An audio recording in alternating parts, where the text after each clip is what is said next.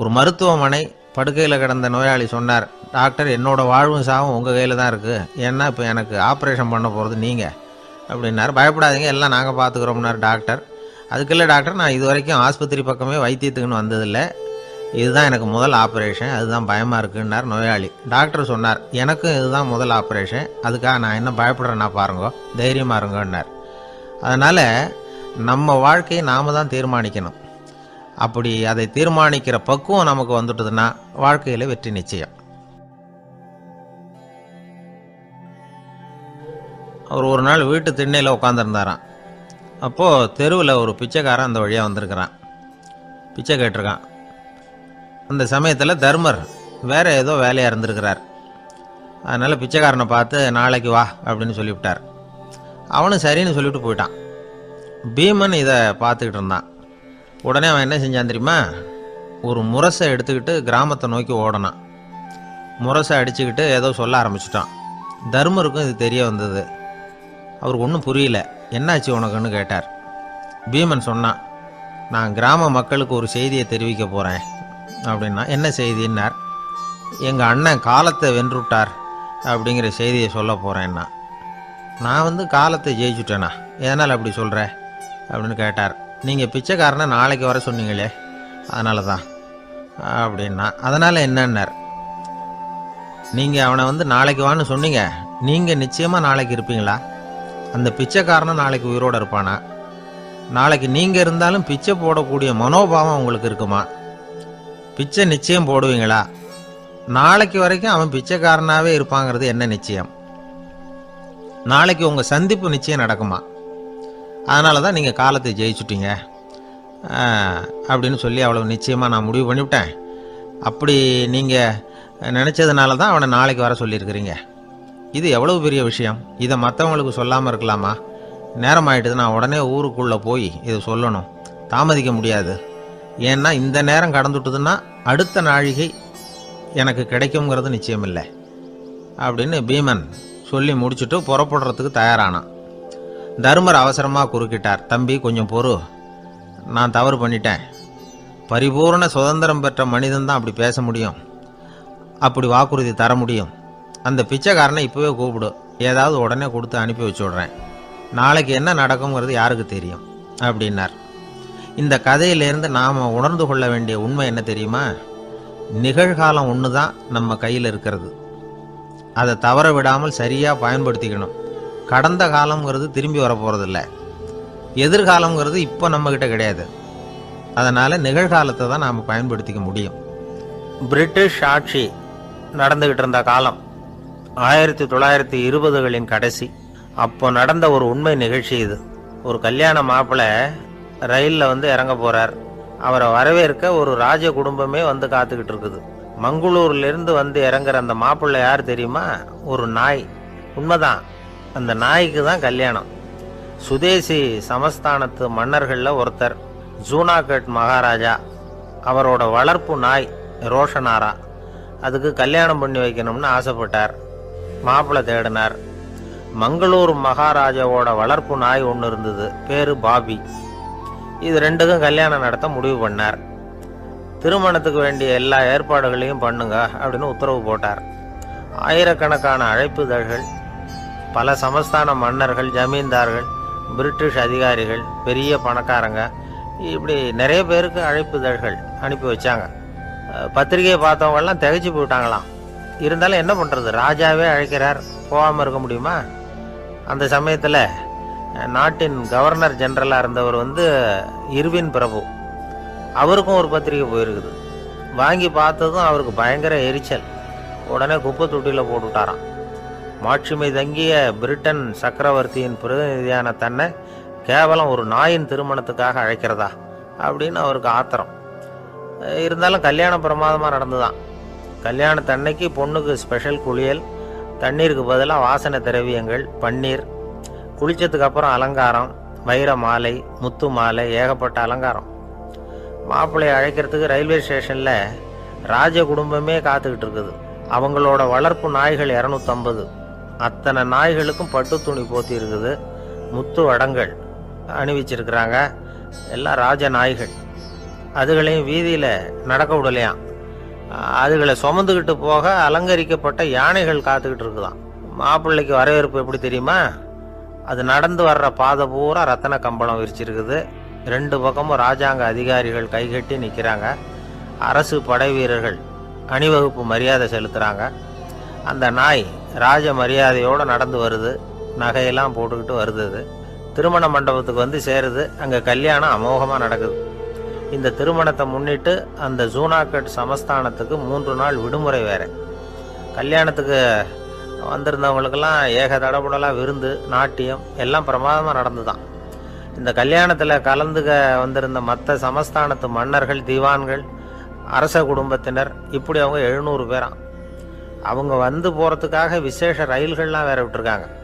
கல்யாணம் முடிஞ்சதும் அந்த நாய் தம்பதிகளோட பெரிய பெரிய மன்னர்கள்லாம் ஒன்றா உட்காந்து சாப்பிட்டாங்களாம். ஏர் கண்டிஷன் அறையில் அந்த தம்பதிகள் கொஞ்ச காலம் வாழ்ந்துருக்குறாங்க. கொஞ்ச நாளில் மாப்பிள்ளைக்கு மரியாதை குறைய ஆரம்பிச்சுட்டுது. வெளியில் துரத்தி விட்டாங்களாம். அந்த பெண் நாய் மட்டும் ராஜ போகங்களை அனுபவித்து வந்து தான். இந்த கல்யாணத்தை பார்த்துட்டு தொடர்ந்து மற்ற சமஸ்தானத்து மன்னர்களும் நாய் திருமணங்கள் நடத்த ஆரம்பிச்சுட்டாங்களாம். இது உண்மையில் நடந்திருக்குது. இப்படி அது இருக்கட்டும். இப்போ நம்ம கதைக்கு வருவோம். ஒரு ராஜாவுக்கு ரொம்ப நாள் கழித்து ஒரு குழந்தை பிறந்து தான். அரண்மனை ஜோசியரை கூப்பிட்டுருக்கார் ராஜா. ஜோசியரே, என் மகன் வருங்காலத்தில் சிறந்த வாழ் வீரனாக வரணும்னு ஆசைப்படுறேன். வருவானாங்கிறத கொஞ்சம் பார்த்து சொல்லுங்களேன் அப்படின்னாராம். ஜோசியர் சொன்னார், மன்னா, உங்கள் புள்ள வாழ் வீரனாக வர்றது கஷ்டம். ஆனால் அவரும் உங்களை மாதிரியே நாய்க்குட்டிகள் பேரில் பிரியமாக இருப்பார். அதுகளுக்கு கல்யாணமும் பண்ணி வைப்பார் அப்படின்னாராம். அது எப்படி கண்டுபிடிச்சிங்க அப்படின்னு கேட்டிருக்கார் ராஜா. அரசே, உங்கள் பிள்ளைக்கு வாழ் மேலே உள்ள பிரியத்தை காட்டிலும் நாய் மேலே உள்ள பிரியம் அதிகம்ங்கிறதுக்கான அறிகுறி இப்போவே தெரியுது. நல்லா கவனித்து பாருங்க. அவர் வாழ்னு கத்துறாரு அப்படின்னாரு. கவனித்து பார்த்துட்டு அப்படி எனக்கு காதில் விழலையே அப்படின்னாராம் மன்னர். அதனால தான் சொன்னேன், அவர் கத்துறது வாழ்னு கத்தலை, வள்ளுன்னு கத்திக்கிட்டு இருக்கார். அதனால தான் அப்படி சொன்னேன் அப்படின்னாராம் அரண்மனை ஜோசியர். ஒரு ஊரில் ஒரு சோதிடர் இருந்தார். அவர் எதிர்காலத்தை பற்றி அதிகமாக சொல்லிகிட்டு இருப்பார். அவருடைய சோதிடத்தை எப்படியாவது பொய்யாக்கி போடணும் அப்படின்னு சொல்லி 2 இளைஞர்கள் தீர்மானம் பண்ணிட்டாங்க. அதுக்காக ஒரு திட்டம் போட்டாங்க. அது குளிர்காலம். ஒரு இளைஞன் பெரிய கோட்டு ஒன்றை சட்டைக்கு மேலே போட்டுக்கிட்டான். அந்த மேல் கோட்டுக்கு உள்ள ஒரு புறாவை மறைச்சி வச்சுக்கிட்டான். 2 பேரும் அந்த சோதிடர் வீட்டுக்கு போகிறாங்க. அவரை பார்த்தாங்க. இதை பாருங்க, இந்த கோட்டுக்குள்ளே ஒரு புறாவை மறைச்சி வச்சிருக்கிறோம். அந்த புறா இப்போ உயிரோடு இருக்கா, இறந்து போச்சா, இதை நீங்கள் சொல்லணும். சரியாக சொல்லிவிட்டா உங்கள் ஜோசியத்தை நம்புகிறோம் அப்படின்னாங்க. இவங்க மனசுக்குள்ளே என்ன திட்டம்னா, புறா உயிரோடு இருக்குன்னு அவர் சொல்லிவிட்டார்னா அப்படியே கையால் அமைக்க அதை கொண்டு விட வேண்டியது. புறா உயிரோடு இல்லைன்னு சொல்லிவிட்டார்னா அப்படியே உயிரோடு எடுத்து காட்டிக்கு விட வேண்டியது. இதுதான் அந்த இளைஞர்களோட திட்டம். அவர் என்ன பதில் சொன்னாலும் அவர் சொல்கிறது பொய்ன்னு நிரூபணம் பண்ணிவிடலாம்ல. இதுதான் அவங்க நம்பிக்கை. இந்த சோதிடர் எல்லா வகையிலையும் தப்பிக்க முடியாதுன்னு அவங்க நம்பினாங்க. ஆனால் அந்த சோதிடர் சொன்ன பதில் இவங்களை திகைக்க வச்சுட்டுது. அவர் என்ன சொன்னார் தெரியுமா? உங்கள் கோட்டுக்குள்ளே இருக்கிற புறா உயிரோடு இருக்கா, செத்து போச்சா அப்படின்னு தானே கேட்குறீங்க. அது உங்கள் கையில் இருக்குது. அது சாகவும் இல்லை, உயிரோடவும் இல்லை. அந்த பறவையின் வாழ்வும் சாவும் உங்கள் கையில் தான் இருக்குன்னார். இவங்க தோல்வியை ஒத்துக்கிட்டாங்க. இந்த கதையை நமக்கு ஒரு உண்மையை உணர்த்துது. இன்றைய இளைஞர்கள் எதிர்காலங்கிற பறவையை தங்களுக்குள்ளே வச்சிருக்கிறாங்க. அந்த பறவையின் வாழ்வும் தாழ்வும் அவங்க கையில் தான் இருக்குது. நமது வாழ்க்கைங்கிறது நமது கையில். நாம் நல்லா இருக்கிறதும் இல்லாமல் போகிறதும் நாம தான் காரணம். ஒரு பூங்கா. அங்கே ஒருத்தர் நின்றுட்டு இருக்கிறார். நின்றுக்கிட்டே ஏதோ ஆழ்ந்த யோசனையில் இருக்கிறார். அந்த பக்கமாக இன்னொருத்தர் வந்தார். இவரை கவனித்தார். என்ன யோசனைன்னு கேட்டார். எப்படி எழுந்திருக்கிறதுன்னு யோசனை பண்ணிகிட்டு இருக்கிறேன்னார் அவர். கேட்டவருக்கு ஒரு மாதிரி ஆயிட்டுது. ஏற்கனவே நின்றுக்கிட்டு இருக்கிற ஒருத்தர் எப்படி எழுந்திரிச்சு நிற்கிறதுன்னு யோசிக்கிறாருன்னா அது ஆச்சரியம் தானே. அதுக்கப்புறம் இவர் யோசிக்க ஆரம்பித்தார். என்ன இவர் இப்படி பேசுகிறாரு அப்படின்னு. கீழே விழுந்தால் தானே எழுந்திரிச்சு நிற்க முடியும். அதனால் எழுந்திரிக்கணும்னு நினைக்கிறவங்க முதல்ல கீழே விழணும். இவர் முதல்ல கீழே விழணும், அதுக்கப்புறம் தான் எழுந்திருக்கிறது எப்படின்னு சிந்திக்க முடியும். இந்த உலகத்தில் எல்லாருமே கீழே விழுந்து எழுந்தவர்கள் தான். இப்போ இந்த குழந்தை பருவத்தில் கீழே விழாமல் நடைபயில கற்றுக்கிட்டவங்க யாராவது உண்டா? சின்ன வயசில் ஒரு தடவை கூட கீழே விழலை சார், அப்படியே பிறந்தார் வளர்ந்தார் பெரியவர் ஆயிட்டார் அப்படின்னு யாரையும் சொல்ல முடியாது. அதனால் மனுஷங்கிறவன் விழுந்து புரண்டு எழுந்து தான் நடக்க கற்றுக்கிறான். ஒரு உண்மையை நாம் எல்லாரும் புரிஞ்சுக்கணும். இந்த உலகத்தில் தவறு செய்யாத மனிதர்களே யாரும் கிடையாது. அப்படி இருக்கிறப்போ எப்போதாவது நாம் தவறு பண்ணிவிட்டோம்னா அதுக்காக மனசு உடஞ்சி போயிடக்கூடாது, வாழ்க்கையில் வெறுப்பு வந்துடக்கூடாது. ஒரு தவறு நடந்துட்டுதா அதுக்காக மனசு உடஞ்சி போடாதீங்க, அதை ஒரு பாடமாக எடுத்துக்கங்க. அதே தவறு மறுபடியும் நடக்காமல் வேணும்னா பார்த்துக்கலாம், அது போதும். தடைக்கல்ல படிக்கல்லாம் மாற்றிக்கணும், இதுதான் இதில் முக்கியம். ஒரு அலுவலகம், அங்கே ஒரு அதிகாரி, அவர் உயர்ந்த பதவியில் இருந்தார், சிறந்த நிர்வாகின்னு பேர் வாங்கினவர். அவர் தனக்கு கீழே வேலை செய்கிறவங்க கிட்டெல்லாம் சொல்லுவாராம், இந்த நிறுவனத்தில் நீங்கள் எத்தனை தடவை வேணும்னாலும் தவறுகள் செய்யலாம், ஆனால் ஒரே விஷயம் என்னென்னா ஒரே தவறை மறுபடியும் செய்யக்கூடாது, அது முக்கியம் அப்படிம்பாராம். இதை மேம்போக்காக பார்த்தா அவர் ஏதோ தன்னுடைய ஊழியர்களை தவறு செய்ய தூண்டுறது மாதிரி தெரியும். ஆனால் உண்மை அப்படி இல்லை. இன்னைக்கு என்ன நடக்குது தெரியுமா? அநேகமாக எல்லா மனிதர்களுமே ஒரே தவறை தான் மறுபடியும் செய்கிறாங்க. விளையாட்டு வீரர்கள் ஒரே மாதிரியான தவறுகளை திரும்ப திரும்ப செய்கிறது உண்டு. கணக்கு எழுதுறவங்கள பாருங்க, ஒரே தப்பை மறுபடியும் செய்வாங்க. அலுவலகம் வருகிறவர்களை கவனிங்க, ஒரு நாள் தாமதமாக வந்தால் பரவாயில்ல, தினமும் தாமதமாக வருவாங்க.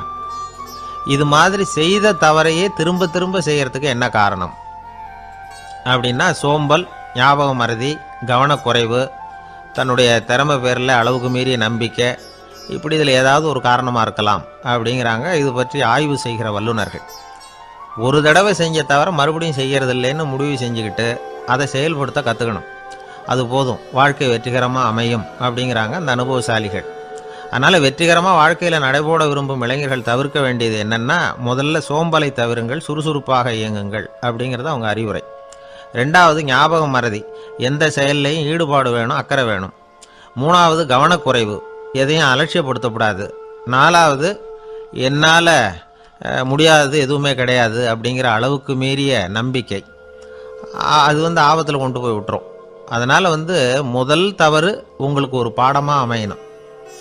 ஒரு மனிதர், அவர் தன்னுடைய 2 காதுலையும் கட்டு போட்டுக்கிட்டு வந்தார்.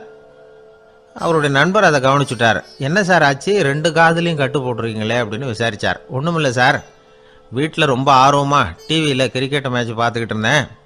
அப்போது என்னுடைய மனைவி துணிகளுக்கு அயர்ன் பண்ணிக்கிட்டு இருந்தாங்க. அயர்ன் பாக்ஸை அப்படியே வச்சுட்டு அடுப்பங்கரைக்கு போயிட்டாங்க. அந்த சமயம் பார்த்து டெலிஃபோன் பண்ணி அடிச்சுது. அவசரமாக ஓடி போய் அதை எடுத்து காதில் வச்சேன். அப்போ தான் தெரியும் அது அயர்ன் பாக்ஸுங்கிற விஷயம். சூடாக இருந்ததா, சுட்டு விட்டுது அப்படின்னார். ஒரு காது சரி சார், 2 காதும் ஏன் அப்படி ஆச்சு அப்படின்னு கேட்டார். அதே ஆள் மறுபடியும் ஃபோன் பண்ணான் சார் அப்படின்னார் இவர் எவ்வளோ தூரம் யோசிச்சிருப்பார் பாருங்க. அதனால் ஒரு தவறு மறுபடியும் நடக்கக்கூடாது, முதல் தவறு உங்களுக்கு ஒரு பாடமாக அமையட்டும் அப்படிங்கிறது தான் இதிலிருந்து நாம் தெரிந்து கொள்ள வேண்டிய கருத்து. அதனால் தவறுகள் அதெல்லாம் தடைக்கெல்லாம் நினைக்க வேண்டாம், படிக்கெல்லாம் நினைப்போம். அப்படி நினைச்சோம்னா வாழ்க்கையில் வெற்றி நிச்சயம். கொஞ்சம் தூரத்தில் நாம் நிற்கிறோம், எட்டத்தில் இருந்துக்கிட்டு அவரை கவனிக்கிறோம். அவர் ஃபோனில் பேசுகிறத, அவர் பேசுகிற வார்த்தைகள் என்ன அப்படிங்கிறது நம்ம காதில் விழலை. ஆனாலும் அவர் பேசிக்கிட்டு இருக்கிறது நல்ல செய்தியா கெட்ட செய்தியா அப்படிங்கிறத நம்மளால் யூகிக்க முடியும். மகிழ்ச்சியான செய்தியை பேசும்போது முகம் மலருது, புன்னகை பூக்குது. இதில் ஒன்று நீங்கள் கவனிக்கணும், தொலைபேசியில் நாம் பேசுகிறப்போ நம்மோட பேசுகிறவர் எதிரில் இல்லை. அவர் தொலைபேசி வழியாக நம்ம குரலை மட்டும்தான் கேட்க போகிறார், நம்ம முகத்தை அவர் பார்க்க போகிறதில்ல. அப்படி இருந்தும் அப்போ நம்ம முகம் ஏன் மலரணும் அப்படின்னா, இதுதான் உடல் மொழி, பாடி லாங்குவேஜ் அப்படின்னு சொல்கிறாங்க. நம்ம அறியாமலேயே நம்ம உடம்பு செய்திகளை தெரிவிக்குது பாருங்கள், அதுதான் உடல் மொழி. ஒரு மனிதர் தொலைபேசியில் பேசிக்கிட்டு இருக்கிறத நீங்கள் தூரத்திலிருந்து கவனிச்சுக்கிட்டே அவர் நண்பரோட பேசுகிறாரா, மனைவியோட பேசுகிறாரா, குழந்தையோட பேசுகிறாரா, இல்லை மேலதிகாரிகிட்ட பேசுகிறாரா, அல்லது அவருக்கு கீழே பணிபுரிகிறவர்கள்கிட்ட பேசுகிறாரா அப்படிங்கிறத கண்டுபிடிக்கலாம். அதுக்கு காரணம் அவருடைய உடல் மொழி. இந்த உடல் மொழி கூட நம்ம வாழ்க்கையின் முன்னேற்றத்துக்கு பயன்படும். இதை பற்றியெல்லாம் கூட சில நிபுணர்கள் ஆராய்ச்சி பண்ணி பார்த்துருக்குறாங்க. அவங்க சில விவரங்களை சொல்கிறாங்க. குறிப்பாக ஒருத்தர் தன்னுடைய நாற்காலியில் கிட்டத்தட்ட படுத்துக்காத குறையாக உட்காந்துருக்கிறாருன்னு வச்சுக்கோங்க, எதிர இருக்கிறவர் பேசுறது அவருக்கு பிடிக்கலன்னு அர்த்தமா. தலையை சொரிஞ்சிக்கிறது, வேறு வேறு திசைகளில் பார்க்குறது, கொட்டாவி விடுறது, கால்களை மாற்றி போட்டு உட்கார்றது, களைப்பா கை விரல்களை அப்படியே பின்னிக்கிறது, அடிக்கடி கடிகாரத்தை பார்க்குறது, இப்படிலாம் ஒருத்தர் பண்ணிக்கிட்டு இருக்கிறாருன்னா நாம் கூடிய சீக்கிரம் அந்த இடத்த விட்டு எழுந்திரிச்சு வந்துடுறது நல்லது. ஏன்னா இதெல்லாம் அவருடைய சலிப்பு, சோர்வு, ஆர்வமின்மை இதுக்கு அடையாளங்கள். நம்முடைய பேச்சு அவரை சலிப்படைய வச்சுட்டுதுன்னு அர்த்தம். அவர் ரொம்பவும் சோர்ந்து போயிட்டாருன்னு பொருள். நம்முடைய பேச்சில் அவருக்கு ஆர்வம் இல்லைன்னு அர்த்தம். அதே நேரத்தில் நாற்காலியின் நுனியில் அமர்ந்து உடலை முன்னுக்கு நகர்த்தி எதிர இருக்கிறவரின் கண்களை பார்த்துக்கிட்டே பேசினாலும் சரி அல்லது பேச்சை கேட்டாலும் சரி, உங்கள் பேரில் மற்றவங்களுக்கு உள்ள பிடிப்பு அதிகரிக்கும். நாம் எப்படிப்பட்டவருங்கிறத நம்ம உடம்பும் நடை உடை பாவனையும் அடுத்தவங்களுக்கு காட்டி கொடுத்துரும். உங்கள் உடம்பு, உங்கள் பார்வை, நடை, உட்கார்ற விதம், இதை வச்சுக்கிட்டே நீங்கள் பொறுப்புள்ளவரா, முரடரா, அலட்சியமானவரா, மரியாதை தெரிஞ்சவரா, அடக்கமானவரா, நம்பிக்கைக்கு உரியவரா, நாணயம் இல்லாதவரா, பயந்தவரா, திறமைசாலியா, அப்பாவியா அப்படிங்கிறதையெல்லாம் கண்டுபிடிச்சிடலாம். அதனால் இந்த உடல் மொழியை புரிஞ்சுக்கிட்டு நம்மளை கொஞ்சம் சரிப்படுத்திக்கிட்டோம்னா வாழ்க்கையில் சுலபமாக பல காரியங்களை சாதிக்க முடியும். ஒரு மனநல மருத்துவமனை, அங்கே ஒருத்தர் ஒரு நாற்காலியில் உட்காந்துக்கிட்டு கார் ஓட்டுறது மாதிரி அப்படி பாவனை பண்ணிகிட்டு இருந்தார். ஸ்டேரிங்கை திருப்புறது மாதிரி, பின்னாடி வர்ற வண்டியை நிற்க சொல்கிறது மாதிரி, அப்புறம் இவர் ஒதுங்கிக்கிட்டு அவருக்கு வழி விடுறது மாதிரி, இப்படிலாம் சேட்டைகள் பண்ணிக்கிட்டு இருந்தார் மனநல மருத்துவமனையில். இதை பார்த்துக்கிட்டு இருந்த ஒருத்தர் பக்கத்தில் இருந்த இன்னொருத்தர்கிட்ட கேட்டார், இவர் ஏன் இப்படி பண்ணுறாரு, இவருக்கு ஏன் அப்படி வந்தது நிலைமை அப்படின்னு சொல்லி அவர் விசாரித்தார். அப்போ அவர் விவரம் சொன்னார். வேறு ஒன்றும் இல்லைங்க, இவருக்கு கார் ஓட்டணும்னு ஆசை ரொம்ப காலமாக, அது நிறைவேறாமல் போயிட்டுது. அதுக்கப்புறம் அவர் மனநோயாளியை மாறிட்டார். இங்கே அழைச்சிட்டு வந்தாங்க. இங்கே அழைச்சிட்டு வந்ததுலேருந்து அப்படி தான் பண்ணிகிட்டு இருக்கிறார். அப்போ கார் ஓட்டுறது மாதிரிலாம் பாவனை பண்ணிகிட்டு இருப்பார், திருப்புறது மாதிரி பண்ணுவார், பின்னாடி வர்றவங்களுக்கு இடம் விடுவார், இப்படிலாம் செய்கிறார் அப்படின்னு விவரம் சொன்னாங்க. நீங்கள் சொல்லப்படாதா, இப்போ நீங்கள் கார் ஓட்டலை, வெறும் நாற்காலியில் தான் உட்காந்துருக்குறீங்க அப்படின்னு நீங்கள் சொல்லப்படாதா அவருக்கு அப்படின்னு கேட்டாங்க. அது முடியாதுங்க, ஏன்னா அந்த காரை கழுவுறதுக்காக அவர் தினமும் எனக்கு 10 ரூபா கொடுத்துக்கிட்டு இருக்கிறார் அப்படின்னாராம் அங்கே வேலை செஞ்சுக்கிட்டு இருந்த ஒருத்தர். அதனால் வாழ்க்கையில் நாம் இந்த உடல் மொழியை புரிஞ்சுக்கணும். உடல் மொழிங்கிறது இப்போ ஆரம்பத்தில் சொன்னது மாதிரி அந்த தொலைபேசியில் பேசுகிறவங்கள தூரத்திலேருந்து பார்த்தாவே அவர் யாருக்கிட்ட பேசுகிறார், என்ன பேசுகிறாருன்னு தெரியும். நம்ம முகத்தை நல்லா வச்சுக்கணும். உடல் மொழியை நம்ம புரிஞ்சுக்கிட்டு பயன்படுத்த ஆரம்பித்தோம்னா எந்த முயற்சி பண்ணினாலும் அதில் வெற்றி நிச்சயம். எப்படி தெரியுமா? குருகுல வாசம் செஞ்சு படிக்கணும். ஆசிரியருங்கிறவர் ஆசிரமத்தில் இருப்பார். அங்கே போய் அவருக்கு தொண்டுகள் செய்யணும். துணிகள்லாம் துவைச்சி போடணும். தூங்கும்போது காலை பிடிச்சி விடணும். புழுக்கமாக இருந்தால் விசிறி மட்டை எடுத்து விசிறணும். அப்படியே அப்பப்போ அவர் சொல்லிக் கொடுக்குற பாடத்தையும் கற்றுக்கணும். அவர் சொல்லிக் கொடுக்குற பாடங்களை ஓலைச்சுவடிகளில் எழுதிக்கணும். இதுதான் குருகுல வாசம்ங்கிறது. இப்போ மாதிரிலாம் கிடையாது. ஆக குருகுல வாசம்ங்கிறது மனசையும் பண்படுத்தும், அறிவையும் பண்படுத்தும். அப்படி ஒரு பயிற்சி அது.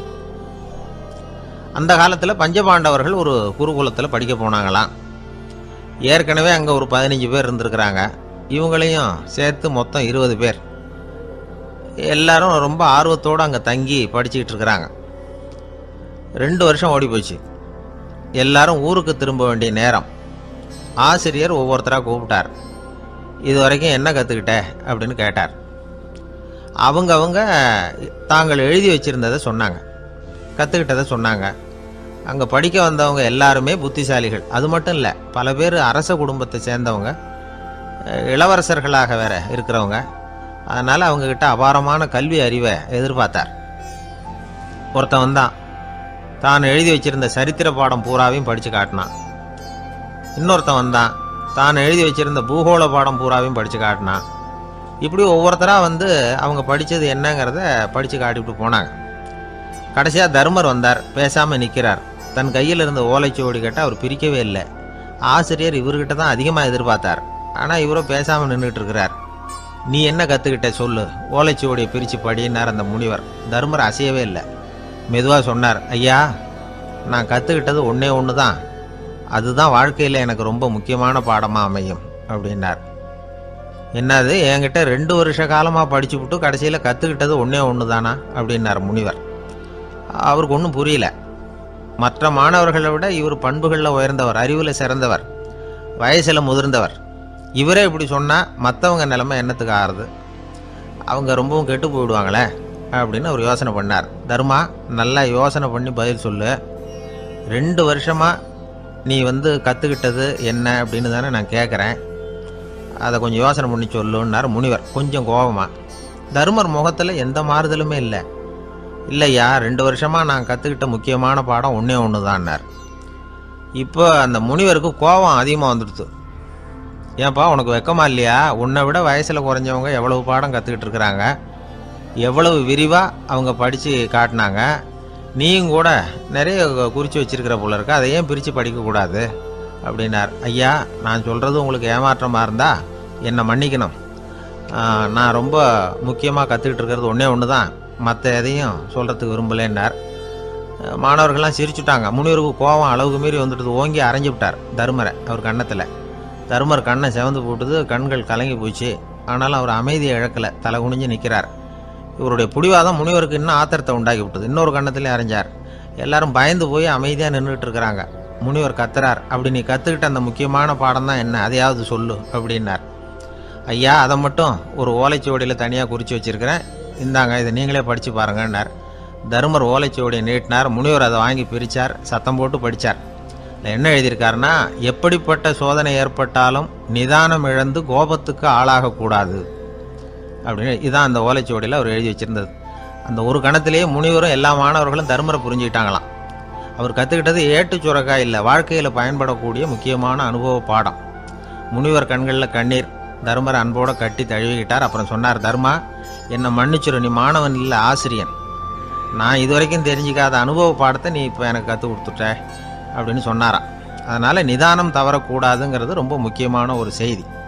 ஒரு ஆசிரியர் மாணவனை ஒரு கன்னத்தில் ஓங்கி அரைஞ்சுட்டார். இவன் நிதானம் தவறல, அமைதியாக நின்றுக்கிட்டு இருந்தான். அவர் ஒரு தடவை அரைஞ்சதும் எப்படி உன்னால் நிதானம் தவறாமல் இருக்க முடிஞ்சுது அப்படின்னு கேட்டாங்க நண்பர்கள்.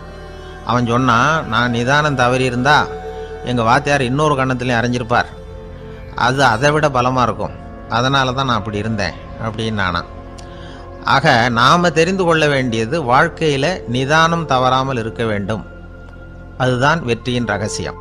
ஒரு நண்பர்கிட்ட பேசிக்கிட்டு இருந்தேன். அவருடைய உறவினர் ஒருத்தர் ஒரு நேர்முக தேர்வுக்கு போயிருந்தாராம், இன்டர்வியூவுக்கு. ரொம்பவும் பொறுப்பாகவும் கவனமாகவும் செயல்பட வேண்டிய பதவிக்கான நேர்காணல் அது. இவர் எழுத்து தேர்வில் ஏராளமான மதிப்பெண்கள் வாங்கிவிட்டார். அதனால் அதை பற்றி கவலை இல்லை. இப்போ நேர்முக தேர்வில் தேர்வு பெறணும். ஏராளமான சான்றிதழ்கள் வச்சிருந்தார். நேர்காணலில் கேட்கப்பட்ட எல்லா கேள்விகளுக்கும் சரியான பதில் தான் சொன்னார். இருந்தாலும் பாருங்கள், அந்த நேர்முக தேர்வில் அவர் தேர்ந்தெடுக்கப்படலை. என்ன காரணம் அப்படின்னு பின்னாடி விசாரித்தப்போ தான் விவரம் தெரிஞ்சுதான்.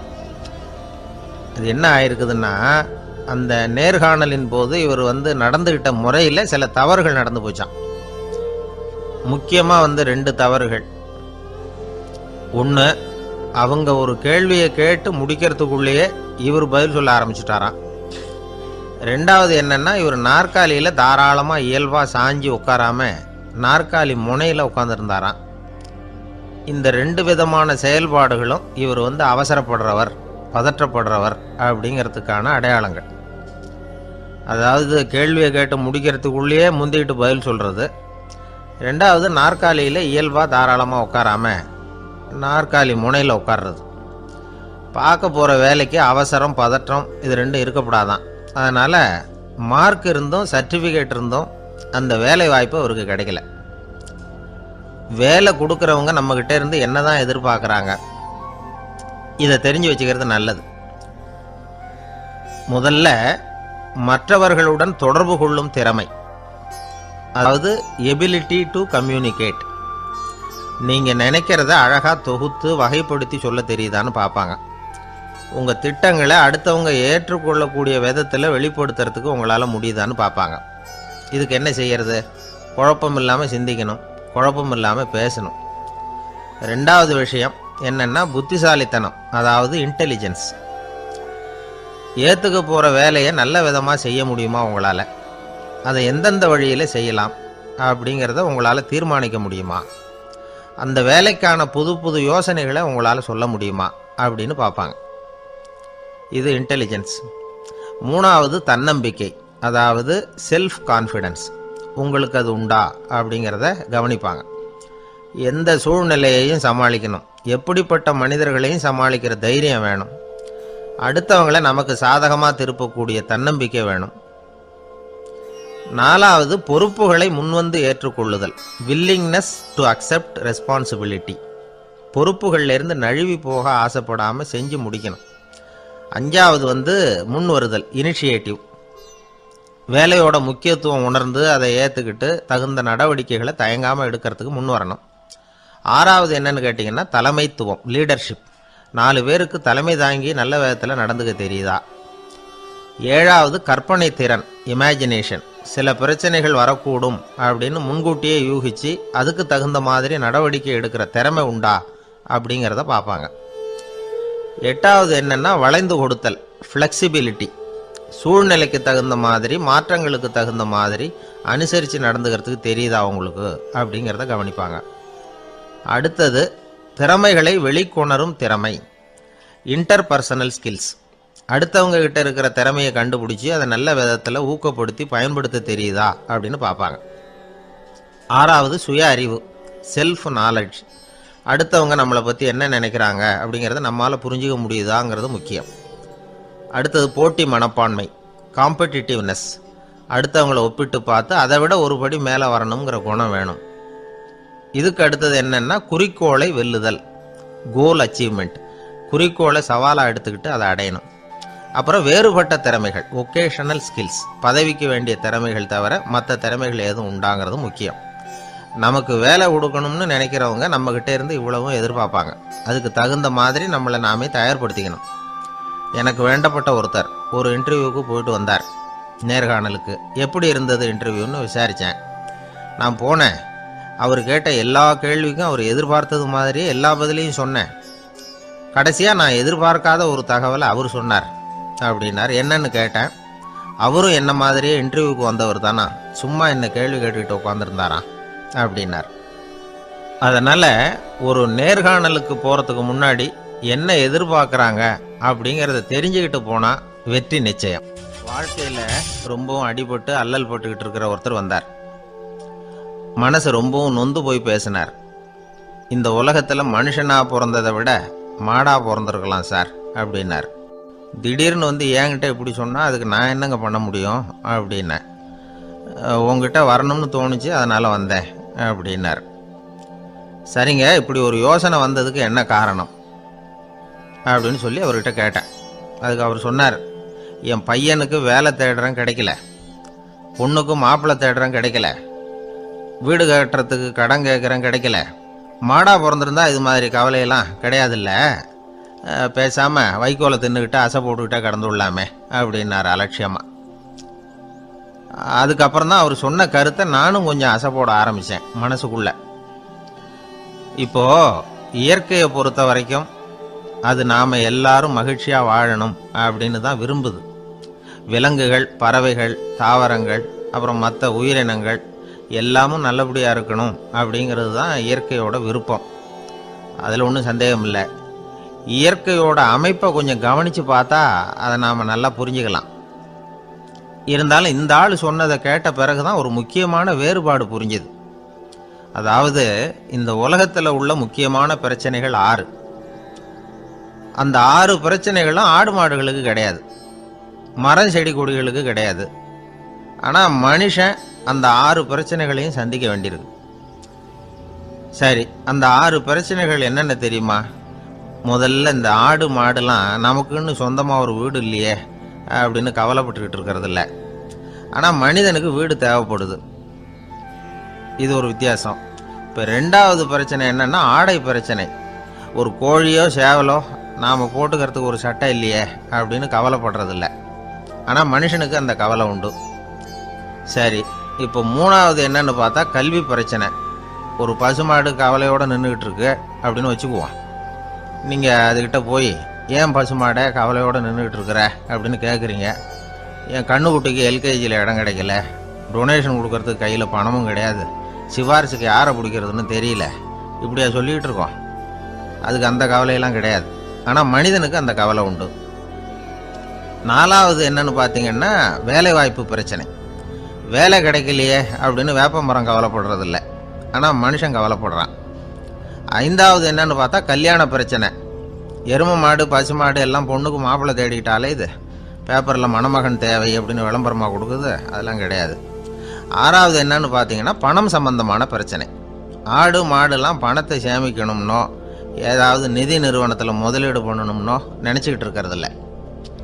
பணத்தை எப்படி காப்பாற்றுறது அப்படிங்கிற கவலையும் அதுகளுக்கு கிடையாது. குதிரை குளம்போடு பிறக்குது, அதனால் அது காடு மேடெல்லாம் கவலை இல்லாமல் தெரியலாம். ஆடு உடம்புல ரோமத்தோடு பிறக்குது, அதனால் அது குளிரை பற்றி கவலைப்பட வேண்டிய அவசியம் இல்லை. ஆனால் மனுஷனை பார்த்தீங்கன்னா அவன் தான் ஒன்றுமில்லாமல் பிறக்கிறான். ஏன் இந்த பாகுபாடு அப்படின்னு கேட்டால் இதை பற்றி கொஞ்சம் சிந்திச்சு பார்க்கணும். அதாவது இந்த சந்தேகத்தை ஒரு பெரியவர்கிட்டையும் கேட்டேன், அவர் சொன்னார் இதுக்கு பதில். அவர் இதே கேள்வியை இயற்கை கிட்ட கேட்டாராம். இயற்கை பதில் சொல்லிச்சான், வேற யாருக்கும் கொடுக்காத ஒரு வலுவான கருவியை, ஒரு பவர்ஃபுல் வெப்பன் மனுஷனுக்கு கொடுத்துருக்கிறேன்னு, அந்த கருவியை உபயோகப்படுத்தி அந்த 6 பிரச்சனையை மட்டும் இல்லை 6 கோடி பிரச்சனைகள் இருந்தாலும் அதையெல்லாம் சமாளிக்கலாம். அது கருவி என்ன தெரியுமா? அதுதான் 6வது அறிவு. அதை உபயோகப்படுத்தினா காலுக்கு செருப்பு தயார் பண்ணிக்கலாம், குளிருக்கு போர்வை தயார் பண்ணிக்கலாம், என்ன வேணும்னாலும் செய்யலாம் அப்படின்னு இயற்கை பதில் சொல்லிச்சான்.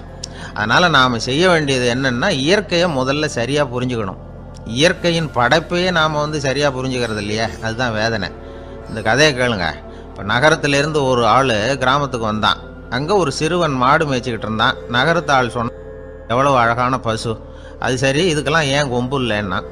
இதுக்கு அந்த பையன் பதில் சொன்னான், பசுமாட்டுக்கு கொம்பு இல்லாததுக்கு பல காரணங்கள் உண்டு.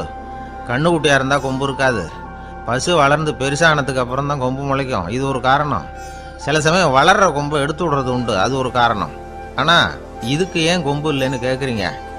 அதுக்கு என்ன காரணம்னா இது பசு இல்லை குதிரை அப்படின்னானா. அங்கே ஒரு புதர் தெரியுது இல்லையா, இந்த புதருக்குள்ளே ஒரு சிங்கம் இருக்குது.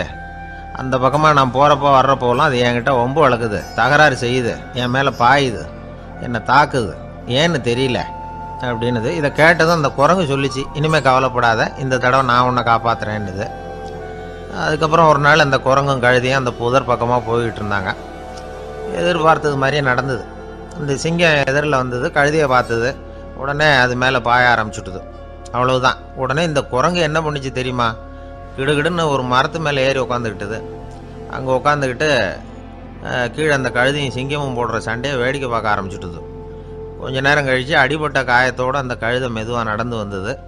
குரங்கும் மெல்ல மரத்தை விட்டு கீழே இறங்கிச்சு. இப்போ கழுதை கேட்டுது, என்னை காப்பாத்துறேன்னு சொல்லிவிட்டு காலை வாரி விட்டுட்டியே, நீ பாட்டுக்கு மரத்து மேலே ஏறி உட்காந்துக்கிட்டே, இது நியாயமானது. குரங்கு பரிதாபமாக அதை பார்த்துது. நான் மரத்து மேலே இருந்து நீங்கள் 2 பேரும் சண்டை போட்டதை பார்த்துக்கிட்டு தான் இருந்தேன். உன்னோட சத்தம் தான் அதிகமாக இருந்தது, அது நீ சிரிக்கிற மாதிரி எனக்கு கேட்டுது, அதனால் நீ தான் ஜெயிச்சுக்கிட்டு இருக்க போல இருக்கு அப்படின்னு நினச்சிவிட்டேன்னு. இன்றைக்கி பல பேர் இப்படி தான் இருக்கிறாங்களாம். யார் ஜெயிக்கிறாங்க யார் தோக்குறாங்கங்கிறத முகத்தை பார்த்து கூட கண்டுபிடிக்க முடியறதில்ல, பேசுகிற பேச்சை வச்சு கூட கண்டுபிடிக்க முடியறதில்ல. தோற்கிறவங்க கூட சிரிக்கிற மாதிரி முகத்தை வச்சுக்கிறான். இன்றைய மனிதர்கள்கிட்ட ஏகப்பட்ட முரண்பாடுகள். பொய் முகங்களோட உலவுகிறவர்கள் தான் அதிகம். உண்மை முகம் எங்கே இருக்குது அப்படிங்கிறத புரிஞ்சுக்கிட்டு நண்பர்களை தேர்ந்தெடுக்கணும் அப்படிங்கிறது ஒரு முக்கியமான கருத்து. கடவுள் இந்த உலகத்தை படைச்சுட்டு அதுக்கப்புறமும் கொஞ்ச நாள் இங்கேயே தங்கியிருந்தாராம். அப்போ தான் அவருக்கு ஒரு உண்மை புரிஞ்சுதான், இந்த உலகத்தில் தங்கி இருக்கிறது எவ்வளவு இடைஞ்சல்னு. தினமும் மனிதர்கள் தேடி ஏதாவது புகார் சொல்லிக்கிட்டே இருந்தாங்களாம், எனக்கு அது வேணும் இது வேணும்னு கேட்டுக்கிட்டே இருந்தாங்களாம். சில பேர் வந்தாங்க, நாங்கள் விவசாயம் பண்ணுறோம், தண்ணி இல்லாமல் பயிர் காயுது, எங்களுக்கு மழை வேணும் அப்படின்னாங்க. அவங்க போனதும் அதுக்கப்புறம் சில பேர் வந்தாங்க, நாங்கள் மண்பானை செய்கிறவங்க நிறைய பானை செஞ்சு வச்சுருக்குறோம், மழை பெஞ்சால் எல்லாம் கரைஞ்சி வீணாக போயிடும், அதனால் இன்றைக்கி மழை பெய்யக்கூடாதுன்னாங்க. கடவுள் பார்த்தார், அவருக்கு என்ன பண்ணுறதுன்னே தெரியல, ஏகப்பட்ட குழப்பம், தலையை பிச்சுக்கலாம் போல் இருந்தது, கிட்டத்தட்ட பைத்தியம் பிடிக்கிற அளவுக்கு ஆகிட்டுது. எல்லாருடைய ஆசைகளையும் அவரால் நிறைவேற்ற முடியல, ஏன்னா ஒன்றுக்கு ஒன்று முரண்பாடாக இருந்தது. ஒரு நாள் தன்னுடைய அமைச்சரவையை கூட்டி ஆலோசனை கேட்டார், என்ன செய்யலாம்னு சொல்லுங்கன்னார். இது என்ன பிரமாதம், பேசாமல் இமயமலை அடிவாரத்தில் போய் உட்காந்துங்க, யாரும் தொந்தரவு பண்ண மாட்டாங்கன்னாங்க. அங்கேயும் மனிதர்கள் வர ஆரம்பிச்சுருவாங்களேன்னார் கடவுள். சரி அப்படின்னா சந்திரனில் போயிருந்துக்கலாமேன்னாங்க. அங்கேயும் மனுஷன் குடி வர போகிறான் அப்படின்னார் கடவுள். வெகு தூரத்துக்கு அப்பால் உள்ள நட்சத்திர மண்டலத்துக்கு போயிடலான்னாங்க. இதெல்லாம் நிரந்தர தீர்வாகாது, நிரந்தரமாக இந்த மனிதனுடைய தொல்லையிலேருந்து நான் விடுபடணும், அதுக்கு ஏதாவது வழி சொல்லுங்கன்னார் கடவுள். ஒரு வயசான ஆள் வந்தார். கடவுளுக்கு காதோட காதாக ஒரு வழியை சொன்னார். கடவுளுக்கு முகம் மலர்ந்தது. அதுதான் சரி, அப்படியே செஞ்சுடலான்னார். அந்த ஆள் சொன்ன ரகசியம் என்ன தெரியுமா? மனிதனால் அடைய முடியாத ஒரு இடம் இருக்குது, அது வேற எங்கேயும் இல்லை, அவனுக்கு உள்ளே இருக்குது. அங்கே போய் மறைஞ்சிங்க, அதுக்கப்புறம் மனிதர்களால் உங்களுக்கு தொந்தரவு இருக்காதுன்னார்.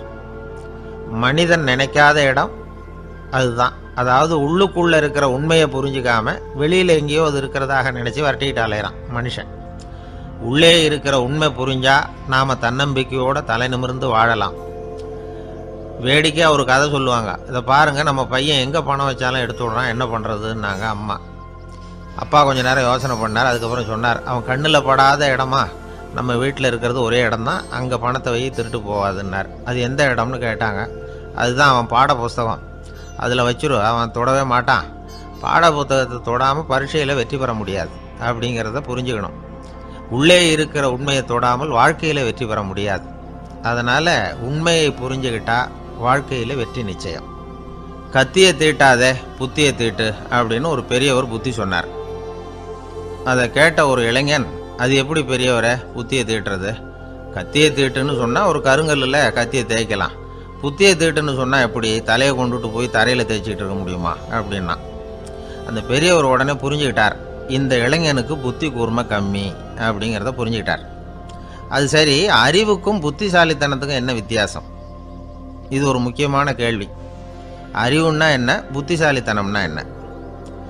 இதே கேள்வியை சாக்ரட்டிஸ் கிட்ட அவருடைய சீடன் ஒருத்தன் கேட்டானான். ஐயா, அறிவுக்கும் புத்திசாலித்தனத்துக்கும் என்னங்க வித்தியாசம் அப்படின்னு கேட்டிருக்கான். சாக்ரட்டிஸ் நிமிர்ந்து பார்த்துருக்கிறார் அந்த சீடனை. அதுக்கப்புறம் சொன்னாராம், நான் சொல்கிறேன் உன்னுடைய கேள்விக்கு பதில், ஆனால் அதுக்கு முன்னாடி நீ ஒரு காரியம் பண்ணணும்னாரான். என்னங்க செய்யணும் சொல்லுங்கன்றிருக்கான். அதோ பாரு, ஒரு பெரியவர் உட்காந்துருக்கிறாரு, அவர்கிட்ட போ, இங்கேருந்து பக்கத்தில் இருக்கிற அந்த கிராமத்துக்கு போய் சேர எவ்வளவு நேரம் ஆகும் அப்படின்னு கேட்டுட்டு வா அப்படி சொன்னார் சாக்ரட்டிஸ். சரின்னு சொல்லிவிட்டு இவன் போனான். அந்த பெரியவர் முன்னாடி போய் நின்னான்.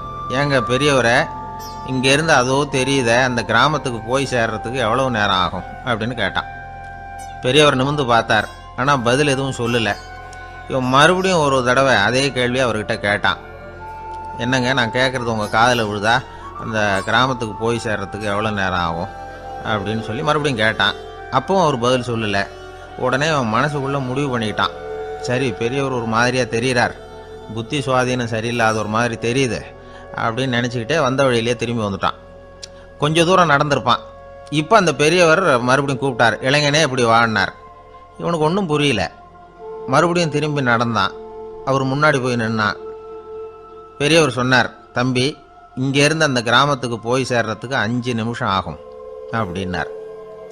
இப்போ அந்த இளைஞன் அந்த முதியவரை ஒரு மாதிரியாக பார்க்க ஆரம்பித்தான். அதுக்கப்புறம் கொஞ்சம் யோசித்தான். பிறகு அவர்கிட்டே கேட்டுட்டான், ஏங்க பெரியவரை, இதே பதிலை அப்போவே என்கிட்ட சொல்லியிருக்கலாமே, என்னை திரும்பி போன்னு சொல்லிவிட்டு பாதி தூரம் போனதுக்கப்புறம் மறுபடியும் கூப்பிட்டு அதுக்கப்புறம் இப்படி சொல்கிறீங்களே, இது நியாயமா அப்படின்னா. பெரியவர் சிரித்தார். அதுக்கப்புறம் சொன்னார், ஏன்பா, நீ எவ்வளவு வேகமாக நடக்கிறேங்கிறத பார்க்காம நீ கிராமத்துக்கு போய் சேர வேண்டிய நேரத்தை எப்படி என்னால் சொல்ல முடியும்? அதனால தான் உன்னை கொஞ்சம் தூரம் நடக்க விட்டு உன்னுடைய நடையின் வேகம், அந்த கிராமம் இருக்கிற தூரம் ரெண்டையும் கணக்கு போட்டு அதுக்கப்புறம் நேரத்தை சொன்னேன்னார். சீடன் வந்து தலை குனிந்தான். அப்படியே திரும்பி வந்து சாக்ரட்டிஸ் முன்னாடி நின்னான். சாக்ரட்டிஸ் இப்போ சொல்கிறார், தம்பி, அதுக்கு பேர் தான் புத்திசாலித்தனம். இந்த அறிவு கூர்மை வந்து எல்லா இளைஞர்களுக்கும் வரணும் அப்படிங்கிறதுக்காகத்தான் கத்தியை தீட்டாதே புத்தியை தீட்டு அப்படின்னு பெரியவங்கள்லாம் சொல்லிகிட்டு இருக்கிறாங்க. புத்தியை தீட்டுறவங்கெல்லாம் வாழ்க்கையில் அறிவாளியாகிறாங்க, தீட்டாதவங்க கோமாளியாகிறாங்க. இதுதான் இன்றைக்கி நடக்கிறது. அதனால் அறிவு கூர்மைங்கிறது வேற. இந்த காலத்து ஆசாமி ஒருத்தர் இன்னொருத்தரை பார்த்து கேட்டார், ஏங்க, ஒரு விமானம் இங்கேருந்து புறப்பட்டு 2 மணி நேரத்தில் மதுரைக்கு போய் சேருது. நல்லா கவனிங்க, ஒரு விமானம் இங்கேருந்து புறப்பட்டு 2 மணி நேரத்தில் மதுரைக்கு போய் சேருது அப்படின்னா என்னோட வயசு என்னன்னு கேட்டார். இவர் கேட்குறதுல ஏதாவது அர்த்தம் இருக்கா? அதாவது இங்கேருந்து புறப்பட்டு 2 மணி நேரம் ஆகுது மதுரைக்கு போகிறதுக்கு, அப்படின்னா என் வயசு என்னன்னு கேட்குறாரே. இதை கேட்ட உடனே அவர் பதில் சொன்னார், அப்படின்னா உங்களோட வயசு 20 அப்படின்னார். எப்படிங்க அவ்வளவு கரெக்டாக சொன்னீங்க அப்படின்னு கேட்டார். வேற ஒன்றும் இல்லை, எங்கள் பக்கத்து வீட்டில் ஒரு முழு பைத்தியம் இருக்குது, அதோட வயசு 40, அப்படின்னா உன் வயசு 20 தான் இருக்கணும் அப்படின்னார். அரை பைத்தியம்னு முடிவு பண்ணிக்கிட்டார். அதனால் வாழ்க்கையில் அறிவு கூர்மைங்கிறது ரொம்ப அவசியம். அந்த புத்திசாலித்தனம் இருக்கிறவங்க வாழ்க்கையில் வெற்றி பெறுவது நிச்சயம். சாலை ஓரமாக அழுதுகிட்டு உட்காந்துருந்தான். பிச்சை எடுத்து சாப்பிட்ற ஒருத்தன் அந்த பக்கமாக வந்தான். இவனை பார்த்தான். ஏன் அழுதுகிட்டு உட்காந்துருக்கிற, என்னாச்சு உனக்கு அப்படின்னு கேட்டான். அதுக்கு இவன் சொன்னான், என்கிட்ட ஒன்றுமே இல்லை, நான் இந்த உலகத்தில் இருந்து என்ன பிரயோஜனம், அதனால தான் அழுதுகிட்டு இருக்கிறேன் அப்படின்னா.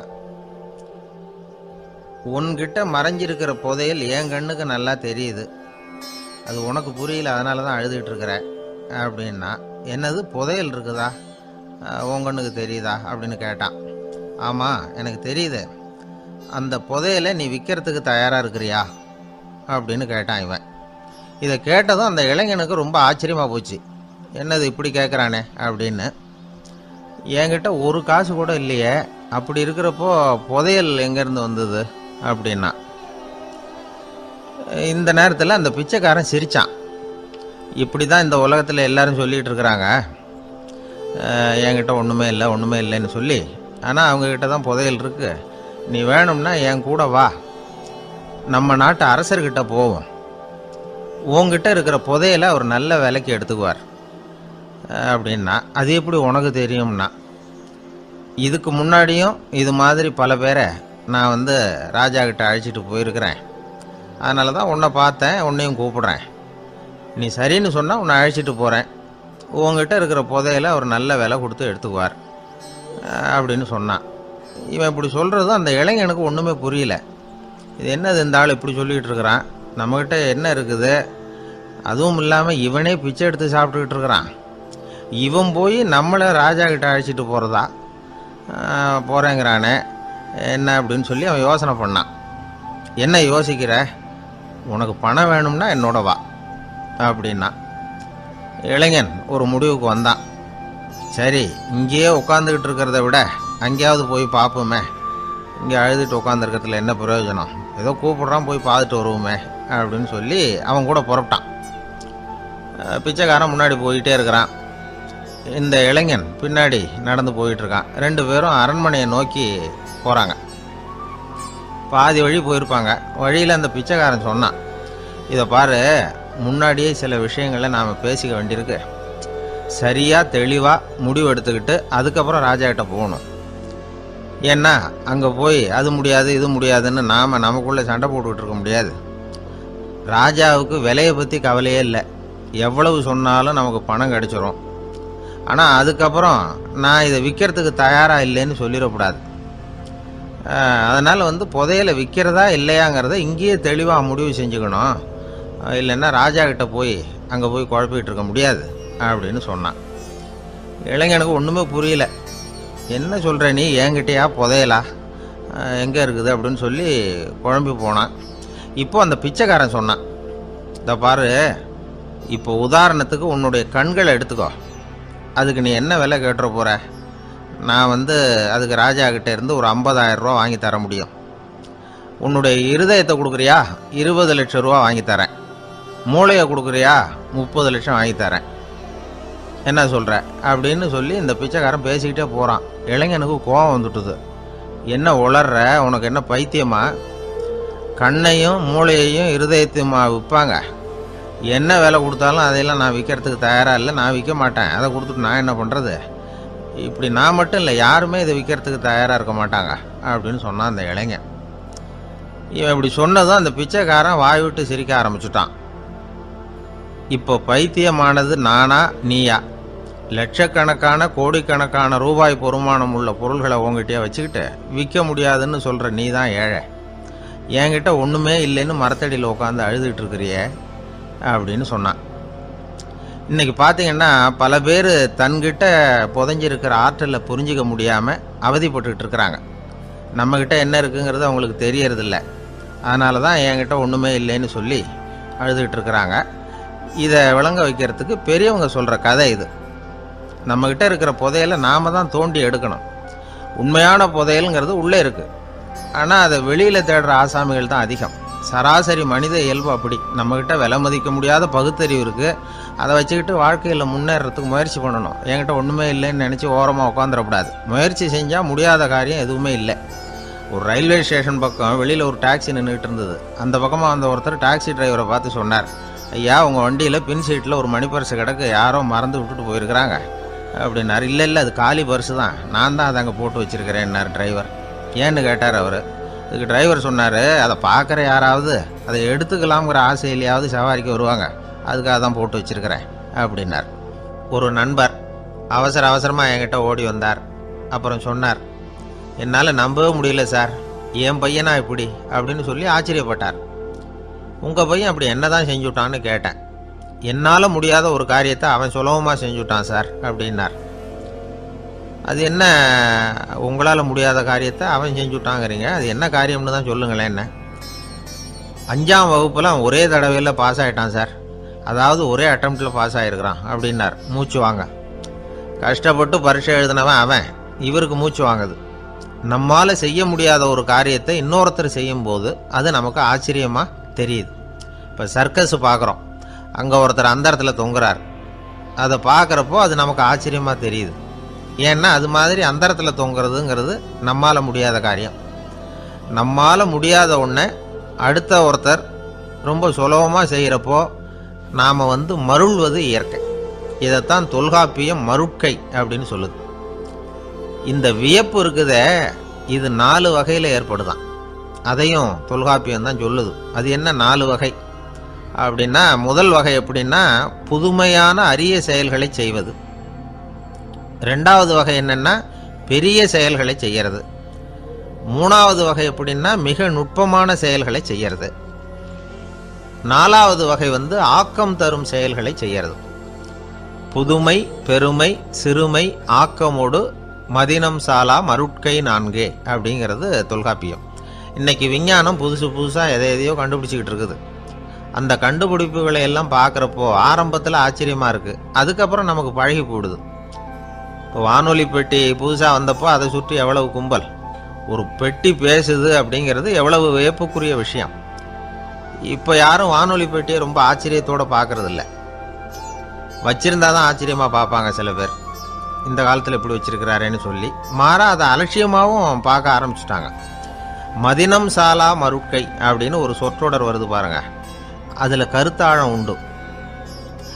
எதை பற்றியும் போதுமான அளவு புரிஞ்சிக்காதப்போ ஒருத்தர் ஆச்சரியப்படுறார். புரிஞ்சுக்கிட்டதுக்கு அப்புறம் ஆச்சரியம் மறைஞ்சு போடுது. மிக நுட்பமான செயல்களும் நம்மளை ஆச்சரியப்பட வைக்குது. ஒரு அரிசியில் ஒரு திருக்குறள் எழுதி காட்டுறாங்க, ஒரு முட்டை ஓட்டுக்குள்ளே ஓவியம் தீட்டி காட்டுறாங்க. கருங்கல் சிற்பங்களில் எவ்வளவு நுட்பமான வேலைப்பாடுகள், அதையெல்லாம் பார்த்து ஆச்சரியப்படுறோம். இது மாதிரியே ஆக்கப்பூர்வமான செயல்களும் நம்மளை வியப்பில் ஆழ்த்தும். குப்பை கூலங்களை கூட வாழ்க்கைக்கு பயன்படுகிற பொருளாக மாற்றுகிறவர்கள் இருக்கிறாங்க. அவங்களுடைய செயல் நமக்கு ஆச்சரியத்தை தருது. இடைக்காட்டு சித்தர்னு ஒருத்தர் இருந்தார். அவர் பாடிய 30 நூலில் ஒரு பாட்டு வருது. ஆற்றல் பிறர் அறிதலின் ஆகம் கிளர்வு உறுதலின் கற்று அறிபாணர் கெழுமிய கோடலின் தோற்றம் உருகவே போற்றல் சால் வியப்பே. ஒருத்தருடைய ஆற்றல் தெரியாமல் இருந்தது, அவருடைய அரிய செயல்களை பார்க்கும்பொழுது வியப்பாக இருந்தது, மனசுக்குள்ள கிளர்ச்சி. பாவலர்கள் இவர்கள் புகழப்பாடி மற்றவர்களும் தெரிந்து கொள்ளுமாறு செய்கிறார்கள். ஆக எல்லா வகையிலையுமே மக்கள் தங்களுடைய வாழ்க்கையில் முன்னேறுவதற்கு வழிகாட்டுகிற ஒரு மெய்ப்பாடு தான் வியப்புங்கிறது. இன்னைக்கு இளைஞர்கள் இதை நல்லா புரிஞ்சுக்கணும். ஆச்சரியப்படுங்கள், ஆச்சரியப்பட வைப்பீர்கள். இந்த காலத்தில் நம்ம எப்படியெல்லாமோ ஆச்சரியப்பட வைக்கிற அதிசய மனிதர்கள் இருக்கிறாங்க. ஒரு ஆளை பிடிச்சி ஜெயிலுக்கு கொண்டுகிட்டு வந்தாங்க. சிறை அதிகாரி அவனை ரொம்பவும் ஆச்சரியமாக பார்த்தார். இவன் கேட்டான், ஏன் சார் அப்படி பார்க்குறீங்க, நான் இப்போ இங்கே வந்தது உங்களுக்கு ஆச்சரியமாக இருக்கா அப்படின்னு கேட்டான். இதுக்கு சிறை அதிகாரி சொன்னார், நீ இப்போ இங்கே வந்ததில் எனக்கு ஒன்றும் ஆச்சரியம் இல்லைப்பா. ஏற்கனவே நீ இங்கேருந்து விடுதலை ஆகி போய் 6 மாதம் ஆச்சு. இவ்வளவு லேட்டாக திரும்பி வர்றியா, அதுதான் எனக்கு ஆச்சரியம் அப்படின்னாராம். இது ஒரு வகையான ஆச்சரியம். ஆனால் வாழ்க்கையில் வியப்புங்கிறது ஒரு தேவைப்படுகிற மெய்ப்பாடு. ஆச்சரியப்படுவோம், ஆச்சரியப்பட வைப்போம். அப்படி இந்த உண்மையை புரிந்து கொண்டோம்னா நம்ம வாழ்க்கையில் வெற்றி நிச்சயம். ஒரு சின்ன பையன் என்னை தேடிட்டு ஓடி வந்தான். ஒரு கதை சொல்லுங்கன்னா, சொந்தமாக எதுவும் தெரியாதே என்ன, உங்களுக்கு சொந்தமாக எதுவும் தெரியாதுன்னு எனக்கும் தெரியும் அப்படின்னா. இந்த பையன் அடிக்கடி என்கிட்ட வந்து கதை கேட்குறவன், அதனால் என்னோட ரகசியம்லாம் அவனுக்கு அத்துப்படி. அதனால தான் அவ்வளவு தெளிவாக அடித்து விட்றான். சரி, இப்போ என்ன செய்யலாம்னு, பழைய கதை ஏதாவது ஒன்று சொல்லுங்களேன்னா. உனக்கு கிருஷ்ணதேவராயரை தெரியுமான்னு. அவர்கிட்ட நேரில் பழக்கம் இல்லை, ஆனால் அவரை பற்றி புஸ்தகத்தில் படிச்சிருக்கேன்னா. சரி, இவங்கிட்ட மேற்கொண்டு பேச்சு கொடுத்தா நம்மளை ஒரு மாதிரி ஆக்கி விடுவான் அப்படிங்கிறத யூகம் பண்ணிக்கிட்டு அவனை உட்கார வச்சு கடைசி வரைக்கும் குறுக்க பேசக்கூடாது அப்படின்னு ஒரு கண்டிஷனையும் போட்டுட்டு அந்த கதையை சொன்னேன். ஒரு சமயம் கிருஷ்ணதேவராயர் சமஸ்தானத்துக்கு ஒரு பெரிய வித்வான் வந்து சேர்ந்தாராம். என்னோட போட்டி போடுறதுக்கு இந்த ஊரில் யாராவது இருக்கீங்களா அப்படின்னு சவால் விட்டாராம். அந்த ஊரில் இருந்த பெரிய பெரிய வித்வான்லாம் இது ஏதுனா வம்பா போச்சுன்னு நினைக்க ஆரம்பிச்சிட்டாங்க. யாரும் அந்த ஆளோட போட்டி போடுறதுக்கு தயாராக இல்லை. எல்லாரும் நடுங்கிக்கிட்டு இருக்கிறாங்க. அந்த நேரத்தில் ஒருத்தன் மட்டும் தைரியமாக முன்னுக்கு வந்தான். அது யாருன்னா தெனாலிராமன். அந்த சமஸ்தானத்தில் விகட கவி அவன். என்ன அனுப்புங்க போட்டிக்கு, நான் ஜெயிச்சு காட்டுறேன்னா. உனக்கு அவ்வளவு தைரியம் இருக்குதா அப்படின்னு கேட்டாங்க. தைரியம் மட்டும்தான் என்கிட்ட இருக்குது, ஆனால் தைரியம் இருந்தால் அதிர்ஷ்டம் தேடிட்டு வருங்கிறது எனக்கு தெரியும் அப்படின்னா. அடுத்த நாள் போட்டி ஆரம்பமாச்சு. அந்த பெரிய வித்வான் வந்து நின்னார். தெனாலிராமன் எதிரில் வந்து நின்னான். அந்த வித்வான் ஒரு விரலை காட்டினார். தெனாலிராமன் பதிலுக்கு 2 விரலை காட்டினான். வித்வான் 3 விரலை காட்டினார். இவன் உடனே 4 விரலை காட்டினான். உடனே 5 விரலை காட்டினார் அவர். தெனாலிராமன் உடனே தன்னுடைய கை முஷ்டியை காட்டினான், கையை மூடி காட்டினான். அவ்வளோதான். அந்த பெரிய வித்வான் கிருஷ்ணதேவராயர் காலில் விழுந்தார். நான் தோத்துட்டேன், என் தோல்வியை ஒத்துக்கிறேன் அப்படின்னு சொல்லிவிட்டார். கிருஷ்ணதேவராயர் அவரை தனியாக அழைச்சிட்டு போய் என்ன நடந்ததுன்னு விசாரித்தார். அந்த வித்வான் விளக்கம் கொடுத்தார். ஆண்டவன் ஒருவன் தான் உண்டுங்கிறத விளக்கிறதுக்காக நான் ஒரு விரலை காட்டினேன். அப்படி இல்லை, சக்தியை சேர்த்தா சக்தி சிவன் 2 பேர் உண்டுன்னு உங்கள் வித்வான் 2 விரலை காட்டினார். மூர்த்திகள் 3 பேருங்கிறதுக்காக நான் 3 விரலை காட்டினேன். வேதங்கள் 4ன்னு சொல்லி அவர் 4 விரலை காட்டினார். பஞ்சபூதங்கள் 5ன்னு நான் 5 விரலை காட்டினேன். அதையெல்லாம் அடக்கி ஆளணும்னு சொல்லி அவர் கையை மூடி உறுதியாக காட்டினார். அடடா, உங்கள் வித்வானுக்கு எப்பேற்பட்ட அறிவு, அவர் தான் ஜெயிச்சார், நான் தோத்துட்டேன் அப்படின்னார் அவர். அப்படி சொல்லிவிட்டு அவர் போயிட்டார். அதுக்கப்புறம் தெனாலிராமனை கூப்பிட்டு என்னப்பா நடந்தது அப்படின்னு கேட்டாராம். அதுக்கு தெனாலிராமன் விளக்கம் கொடுத்துருக்குறான். அவன் முதல்ல என்னை கொன்னுடுவேன்னு அந்த வித்வான் ஒரு விரலை காட்டினான். உடனே ஒரு 2 கண்ணையும் தோண்டி போடுவேங்கிறதுக்காக நான் 2 விரலை காட்டினேன். உனக்கு நாமம் போட்டுருவேன்னு சொல்லி 3 விரலை காட்டினான். அதை அழிச்சிருவேன்னு 4 விரலை காட்டினேன். உன்னை அரைஞ்சிருவேன்னு அவன் 5 விரலை காட்டினான். நான் உங்களை குத்தி போடுவேன்னு சொல்லி கையை மூடி காட்டினேன் அப்படின்னா. இப்போ பாருங்க, ஜெயிச்சது யார்? தைரியம் மட்டும் இருந்துட்டா அதிர்ஷ்டம் தானாக தேடி வருங்கிறது எவ்வளவு உண்மையாக போச்சு. அதனால் நாம் எப்பவும் தைரியமாக இருக்கணும்னு சொல்லிவிட்டு என் எதிரில் கதை கேட்டுட்டு உட்காந்துருந்த சின்ன பையனை பார்த்தேன். அவன் என்னை நிமிர்ந்து பார்த்தான். அவன் தன்னோட கை கால் 2ஐயும் ஒரு மாதிரியாக என் முன்னால் தூக்கி 20 விரலை காட்டினான். எனக்கு ஒன்றும் புரியல. இதுக்கு என்னப்பா அர்த்தம்னு கேட்டேன். இதே கதையை இதுக்கு முன்னாடி என்கிட்ட 20 தடவை நீங்கள் சொல்லியிருக்கீங்கன்னு அர்த்தம் அப்படின்னா. 2 பேர் சுவாரஸ்யமாக பேசிகிட்டு இருக்கிறப்போ குறுக்க புகுந்து தொந்தரவு பண்ணுறதுக்குன்னே சில பேர் இருப்பாங்க. அது ரொம்ப இடைஞ்சலாக இருக்கும். இதே மாதிரி மின்காந்தம் கூட குறுக்க புகுந்து தொந்தரவு பண்ணும். கடைசியில் அது ஒரு பெரிய இடைஞ்சலில் கொண்டாந்து விட்டுரும். சில வீடுகளில் கேபிள் கனெக்ஷன் இல்லாமல் சில தனியார் டிவி காட்சிகள் தெரியும். அதுக்கு என்ன காரணம்னா இந்த மின்காந்த குறுக்கீடு தான் காரணம். இதைத்தான் சுருக்கமாக EMI அப்படின்னு சொல்கிறாங்க. அதாவது எலக்ட்ரோ மேக்னெட்டிக் இன்டர்ஃபியரன்ஸ். இது ஏற்படக்கூடிய இடங்கள் எது எதுன்னு எடுத்துக்கிட்டால் அது ஒரு பெரிய பட்டியலாகவே போயிடும். இந்த EMI தொந்தரவு வந்து கேபிள் டிவியில் மட்டும்தான் இல்லை, ராக்கெட் ஏவுதளத்தில் உள்ள ரேடார்கள், அங்கே உள்ள சில சக்தி வாய்ந்த தொலைத்தொடர்பு சாதனங்கள், விமான தளங்களில் உள்ள ரேடார்கள், கப்பல் தளங்களில் பொருத்தப்பட்டிருக்கக்கூடிய சக்தி வாய்ந்த ஆண்டனாக்கள், இப்படி நிறைய சொல்லலாம். காவல் நிலையங்களில் பயன்படுத்தப்படுகிற வயர்லெஸ் தொடர்பு சாதனங்கள் கூட ஓரளவுக்கு இந்த மின்காந்த அலைகளை வந்து வெளியிடும். நம்ம வீட்டில் உட்காந்துக்கிட்டு ரேடியோ கேட்டுக்கிட்டு இருப்போம் அல்லது டிவி பார்த்துக்கிட்டு இருப்போம். அந்த சமயத்தில் பக்கத்து தெருவில் ஒரு மோட்டார் சைக்கிள் அல்லது காரு, குறிப்பாக பெட்ரோல் இன்ஜின், அது போகிறப்ப அதில் உள்ள மின்காந்த மின்கலத்தில் வந்து, அதாவது மேக்னட்டோ பேட்டரியிலிருந்து வெளிப்படுகிற மின்காந்த அலை இங்கே வந்து டிவியிலையும் ரேடியோவிலையும் கரகரப்பு உண்டு பண்ணும். சரி, இது வந்து பெருசாக என்ன இடைஞ்சலை உண்டு பண்ணிட போகுது அப்படின்னு நாம் அலட்சியமாக நினைக்கலாம். வயசானவங்களுக்கு மறதி நோயின்னு ஒன்று வரும்ல, அல்ஷமீர், அதாவது மூளையில் உள்ள செல்கள் வந்து செயலிழந்து போயிடுறது. அது செய்ய வேண்டிய வேலையை மறந்துடும். மனைவியே எதிரில் வந்து நின்னா கூட உன்னை எங்கேயோ பார்த்தது மாதிரி தெரியுதே அப்படின்னு சொல்லிட்டு இருப்பாங்க. அப்படி ஒரு மறதி. இந்த விசித்திரமான நோய்க்கு இதுவரைக்கும் மருந்தே இல்லைன்னு வேற சொல்கிறாங்க. இந்த மைக்ரோ ஓவன் அப்படின்னு சொல்லக்கூடிய சமையல் அடுப்புகள் கூட மின்காந்த அலைகளை வந்து வெளியிடுது. சமயத்தில் சில தொழிற்சாலைகளில் கூட பெரிய விபத்துக்களை இந்த இஎம்ஐ உண்டு பண்ணிவிடும். இதை பற்றி தீவிரமாக சிந்திக்க ஆரம்பித்ததே ஒரு விபத்துக்கு பிறகு தான். அமெரிக்காவுக்கும் வியட்நாமுக்கும் இடையில் போர் நடந்தது. அந்த சமயம் அமெரிக்காவுக்கு சொந்தமான விமானம் தாங்கி கப்பல் ஒன்று வியட்நாமை தாக்கிறதுக்கு தயாராக ஏவுகணைகளோட கடலில் நிறுத்தி வைக்கப்பட்டிருந்தது. தற்செயலாக அந்த பகுதியில் கப்பல் தொலைத்தொடர்பு பகுதிக்கு அருகில் ஊடுருவிய இந்த சக்தி வாய்ந்த ரேடியோ அலைகள் ஏவுகணையில் இருந்த மின்னணு சர்க்கியூட்டை பூர்த்தி செஞ்சு வச்சுட்டுது. அவ்வளவுதான், ஏவுகணை அங்கேயே வெடித்து சிதறி போச்சு. 130 பேர் அந்த இடத்துலையே உடல் கருகி செத்து போட்டாங்க. ஏகப்பட்ட பொருள்கள் நாசம். இந்த விபத்துக்கான காரணம் என்னங்கிறத உடனடியாக யாராலையும் கண்டுபிடிக்க முடியல.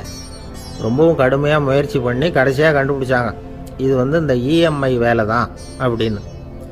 மின்னணு தொலைபேசிகள் இருக்கு, இதில் பேசும்பொழுது நம்ம காதை வந்து, அதாவது செவியை வந்து ஊடுருவக்கூடிய மின்காந்த அலையானது மூளைக்கு போய் அங்கே மூளை கட்டிகளை உருவாக்க ஊக்கம் கொடுக்குது அப்படின்னு வேற கண்டுபிடிச்சிருக்கிறாங்க. இந்த இஎம்ஐ ரொம்ப குறைஞ்ச மின்காந்த அழுத்தத்தில் நமக்கு எந்த பாதிப்பையும் ஏற்படுத்துறதில்லை. மின்காந்த அலைகள் அழுத்தத்தோடு இருக்கிற இடங்களில் ரொம்ப நேரம் இருந்தோம்னா நம்ம உடம்பின் வெப்பநிலை 2 டிகிரி செல்சியஸ் வரைக்கும் அதிகரிக்குதான். அதனால் வெப்பநிலையை வந்து சீராக்கிறதுக்கு இதய துடிப்பும் வந்து அதிகரிக்குது. இப்படிலாம் கண்டுபிடிச்சிருக்கிறாங்க. இப்போல்லாம் இந்த மின்காந்த குறுக்கீடுகளை தடுக்கிறது எப்படி அப்படின்னு விஞ்ஞானிகள் யோசனை செய்ய ஆரம்பிச்சிருக்கிறாங்க. இந்த விஷயத்தில் அலட்சியமாக இருந்தோம்னா எதிர்காலத்தில் நிறைய பேருக்கு இந்த ஞாபக மறதி நோய் வந்துடும். அப்புறம் அது ரொம்ப கஷ்டமாக போயிடும். ஒரு குடும்ப தலைவர் தன் மனைவியை பார்த்து, யார் நீ, உன்னை எங்கேயோ பார்த்தது மாதிரி இருக்குதே அப்படின்னு சொல்லிகிட்டு இருந்தார். உடனடியாக அவரை போய் பார்த்தேன். வாங்க டாக்டர்கிட்ட போகலாம் அப்படின்னு. அவர் என்னை தனியாக அழைச்சிட்டு போய் காதோட காதாக மெதுவாக சொல்கிறார், இதை பார்ப்பா, என் கையில் பணம் இல்லாத போகலாம் அப்படி மறதி நோய் வந்துட்டது மாதிரி நடிச்சுக்கிட்டு இருப்பேன், அவ்வளவுதான், அதை நீ கண்டுக்காத அப்படின்னார். ஒருத்தர் வேகமாக நடந்து போகிறார். கடத்தெருவில் ஒரு ஸ்வீட்டு கடையை பார்க்குறார். உடனே சடன் பிரேக் போட்டது மாதிரி நிற்கிறார். ஒரு ஸ்வீட் வாங்கி சாப்பிட்லாமேன்னு மனசு சொல்லுது. டாக்டர் வேணாம்னு சொல்லியிருக்கிறார், உடம்புக்கு ஒத்துக்காது, அதனால் அது வேணாம்னு சொல்லுது அறிவு. இவர் மனசு சொல்கிறத கேட்கல, அறிவு சொல்கிறபடி கேட்குறார். அதனால் மறுபடியும் வேகமாக அங்கேருந்து நடந்து போயிடுறார். அவர் நல்ல மனுஷன். மனுஷனுக்கு அறிவும் இருக்குது, உணர்ச்சியும் இருக்குது. எதுக்கு எடுத்தாலும் உணர்ச்சி வசப்பட்டுக்கிட்டு இருக்கக்கூடாது, அறிவு வசத்தில் நாம் இருக்கணும். அப்போ தான் நாம் நல்லபடியாக வாழ முடியும். இல்லைன்னா அவஸ்தை தான். மகாபாரதத்தில் சந்தனுன்னு சொல்லி ஒரு அரசன் வர்றான். அவன் ஒரு சமயம் அறிவு வசப்படாமல் உணர்ச்சி வசப்படுறான். அதாவது ஒரு நாள் கங்கை கரையில் ஒரு அழகான பொண்ணை பார்க்குறான். இவனுடைய மனசு அவகிட்ட போயிடுது. அவளை வந்து கல்யாணம் பண்ணிக்கிறதுக்கு ஆசைப்படுறான். அந்த பொண்ணு சரின்னு சம்மதிக்கிறா. ஆனால் ஒரு நிபந்தனை போடுறா. அந்த நிபந்தனைக்கு சம்மதம்னு சொன்னாதான் உன்னை கல்யாணம் பண்ணிக்குவேன்னு சொல்கிறா. சரி, அவள் போட்ட நிபந்தனை என்ன தெரியுமா? இது மாதிரி, நான் உங்கள் மனசு புண்படுற மாதிரி எந்த காரியம் பண்ணாலும் நீங்கள் என்ன ஏன்னு கேட்கக்கூடாது, நான் செய்கிற காரியத்தை தடுக்கவும் கூடாது. அப்படி நீங்கள் செஞ்சால் அடுத்த கணமே நான் உங்களை பிரிஞ்சு போயிடுவேன். இதுதான் அந்த பொண்ணு போட்ட நிபந்தனை. சந்தன அரசன் இந்த நிபந்தனையை வந்து ஒத்துக்கலாமா? இதை அறிவுபூர்வமாக யோசிச்சிருந்தா இதுக்கு கட்டுப்பட்டுருக்க மாட்டான். இந்த நிபந்தனைக்கு நான் சம்மதிக்க மாட்டேன்னு தான் சொல்லியிருக்கணும். ஆனால் அவன் அந்த நேரத்தில் உணர்ச்சி வசத்தில் இருந்தான். அதனால் நீ என்ன சொன்னாலும் சரின்னு ஒத்துக்கிட்டான். அவளை கல்யாணம் பண்ணிக்கிட்டான். இதனால என்ன ஆச்சு? 7 பச்சை இளம் குழந்தைகளை பிறந்த உடனே அவ கங்கையில் தூக்கி எறிஞ்சி கொல்லக்கூடிய கோர காட்சியை இவன் ஒன்று பின்னாடி ஒன்றா பார்க்க வேண்டியதாக போச்சு. கடைசியில் 8வது குழந்தை பிறந்ததுன்னு தான் அவனுடைய அறிவு மேலோங்குது. அந்த கொடிய செயலை தடுத்து நிறுத்துறான். அந்த 8வது குழந்தை தான் பின்னாடி பீஷ்மர் ஆகிறார். ஒரு பக்தி பிரசங்கத்தில் ஒரு பேச்சாளர் இந்த விஷயத்தை சொல்லிவிட்டு இன்னொரு விஷயமும் சொன்னார். அது என்னன்னா, சந்தனு மன்னன் அறிவுக்கும் உணர்ச்சிக்கும் நடுவில் அகப்பட்டு தவிச்சதுனால அவன் வம்சத்தில் வந்த கௌரவர்கள் உணர்ச்சி வசப்பட்டாங்க, பாண்டவர்கள் அறிவு வசப்பட்டாங்க அப்படின்னு சொன்னார். மனுஷனுக்கு உணர்ச்சியை விட அறிவு மேலோங்கி இருக்கணுங்கிறது சரிதான். ஆனால் அந்த அறிவை எப்படி உபயோகப்படுத்துகிறோங்கிறது முக்கியம். ஒருத்தர் சொன்னார், சார் இன்னைக்கு கோயம்புத்தூரில் ஒரு கல்யாணம், அதுக்கு நான் போக முடியலேன்னு நினைக்கும் பொழுது மனசுக்கு ரொம்ப வருத்தமாக இருக்குது சார் அப்படின்னார். ரொம்ப உணர்ச்சி வசப்பட்டார். அதுக்காக கவலைப்படாதீங்க சார், ஒரு வாழ்த்து தந்தி கொடுத்துருங்களேன் அப்படின்னார் இன்னொருத்தர். அது எப்படி சார் முடியும்னார் அவர். நான் தானே சார் கல்யாண மாப்பிள்ளை அப்படிங்கிறார் அந்த ஆள்.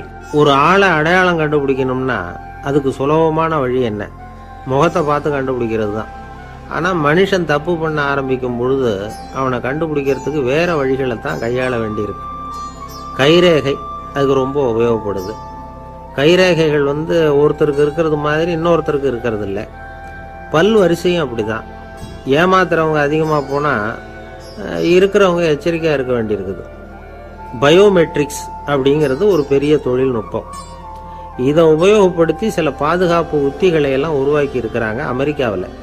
வீட்டுக்கு சொந்தக்காரர் குரல் கொடுத்தா கதவு திறக்கும், அல்லது அவர் கை வச்சா கதவு திறக்கும். மற்றவங்க யார் என்ன பண்ணாலும் கதவு திறக்காது. இது ஒரு முறை. அவரோட குரல் அல்லது கைரேகை ஒரு எலக்ட்ரானிக் சாதனத்தில் ஏற்கனவே பதிவு பண்ணப்பட்டிருக்கும். இவர் குரல் கொடுக்குறப்போ அல்லது கையை வைக்கிறப்போ அதை ஒப்பிட்டு பார்த்து சரியாக இருந்தால் கதவு திறக்கிறது மாதிரி ஒரு ஏற்பாடு. இதே மாதிரி ஒருத்தரோட விழித்திரையில் உள்ள இரத்த குழாய் அமைப்பு பாருங்க, அது கூட ஒருத்தருக்கு இருக்கிறது மாதிரி இன்னொருத்தருக்கு இருக்கிறது இல்லை. அதனால் அதை வச்சு அடையாளம் கண்டுபிடிக்கக்கூடிய சாதனங்களும் இப்போ பழக்கத்துக்கு வந்தாச்சு. கைரேகையை ஒப்பிடுற சாதனத்தை விட விழித்திரை இரத்த குழாய் அமைப்பை அடையாளம் காணுற சாதனம் இருக்கு பாருங்க, இது ரொம்ப நுட்பமானது. இது நம்ப தகுந்தது. ஒரு ஆளை அடையாளம் கண்டுபிடிக்கிறதுக்கு இது எடுத்துக்கிற நேரம் 1 வினாடி தான். ஒரு கருவி இருக்கும், அதில் உள்ள ஒரு சிறு துளையில் கண்ணை வச்சு பார்க்கணும். உடனே இந்த சாதனம் குறைந்த சக்தி உள்ள இந்த அகசிவப்பு ஒளியை பாய்ச்சி அவரது விழித்திரையின் இரத்த குழாயை ஆராய்ச்சி பண்ணி ஏற்கனவே அதோட நினைவு பெட்டகத்தில் பதிவு பண்ணி வச்சிருக்கிறோமே அந்த அமைப்புகளோட இதை ஒப்பிட்டு பார்த்து சரியான ஆள் தானா இல்லையா அப்படின்னு அடையாளம் காட்டிவிடும். குரலை வச்சு அடையாளம் கண்டுபிடிக்கிறதும் இந்த பயோமெட்ரிக்ஸ் முறைகளில் ஒன்று. ஒரு நபரோட குரலை டிஜிட்டல் குறியீடுகளை மாற்றி பதிவு பண்ணிக்கிட்டு மீண்டும் அதே குரலை இனம் காணக்கூடிய சாதனங்கள் ஏற்கனவே அமெரிக்காவில எல்லாம் விற்பனைக்கு வந்தாச்சு. ஒரு ஆளுக்கு ஜலதோஷம் பிடிச்சிருந்தா கூட அந்த சாதனம் சரியாகவே கண்டுபிடிச்சிருமா. குரலை மாற்றி பேசுகிறவங்க கூட இந்த கருவியை ஏமாற்ற முடியாது. இதை ஆஸ்பத்திரிகள், வங்கிகளில் உள்ள இரும்பு பெட்டக காப்பறைகள் இங்கெல்லாம் உபயோகப்படுத்தலாம். குழந்தைகள் உள்ள இடங்களுக்கு இது ரொம்ப உபயோகப்படும். கதவு பூட்டிக்கிட்டுதுன்னு வச்சுக்கோங்க, கதவை திறக்கிறதுக்கு சாவி உபயோகப்படுத்த தெரியாத குழந்தைகள் குரல் எழுப்பிய கதவை திறந்துட முடியும். எதிர்காலத்தில் இந்த பயோமெட்ரிக்ஸ் முறை இன்னும் பல ஆச்சரியங்களை ஏற்படுத்தும் அப்படின்னு எதிர்பார்க்குறாங்க. ஸ்டியரிங்கை தொட்டதுமே காரு ஸ்டார்ட் ஆகிடும், சாவி வேண்டியதில்லை. காரு சொந்தக்காரரை தொட்டால் தான் ஸ்டார்ட் ஆகும், வேற யாராவது தொட்டால் ஸ்டார்ட் ஆகாது. ஒரு மனுஷனோட நடை, அவர் டைப்ரைட்டரை தொடுகிற விதம், இதையெல்லாம் வச்சு கூட ஆளை அடையாளம் காணக்கூடிய தொழில்நுட்பம் வரலாம். என்னதான் தொழில்நுட்பம் வளரட்டும், குடும்பத்துக்குள்ள நடக்கிற திருட்டுகளை கண்டுபிடிக்கிறது ரொம்ப கஷ்டம்.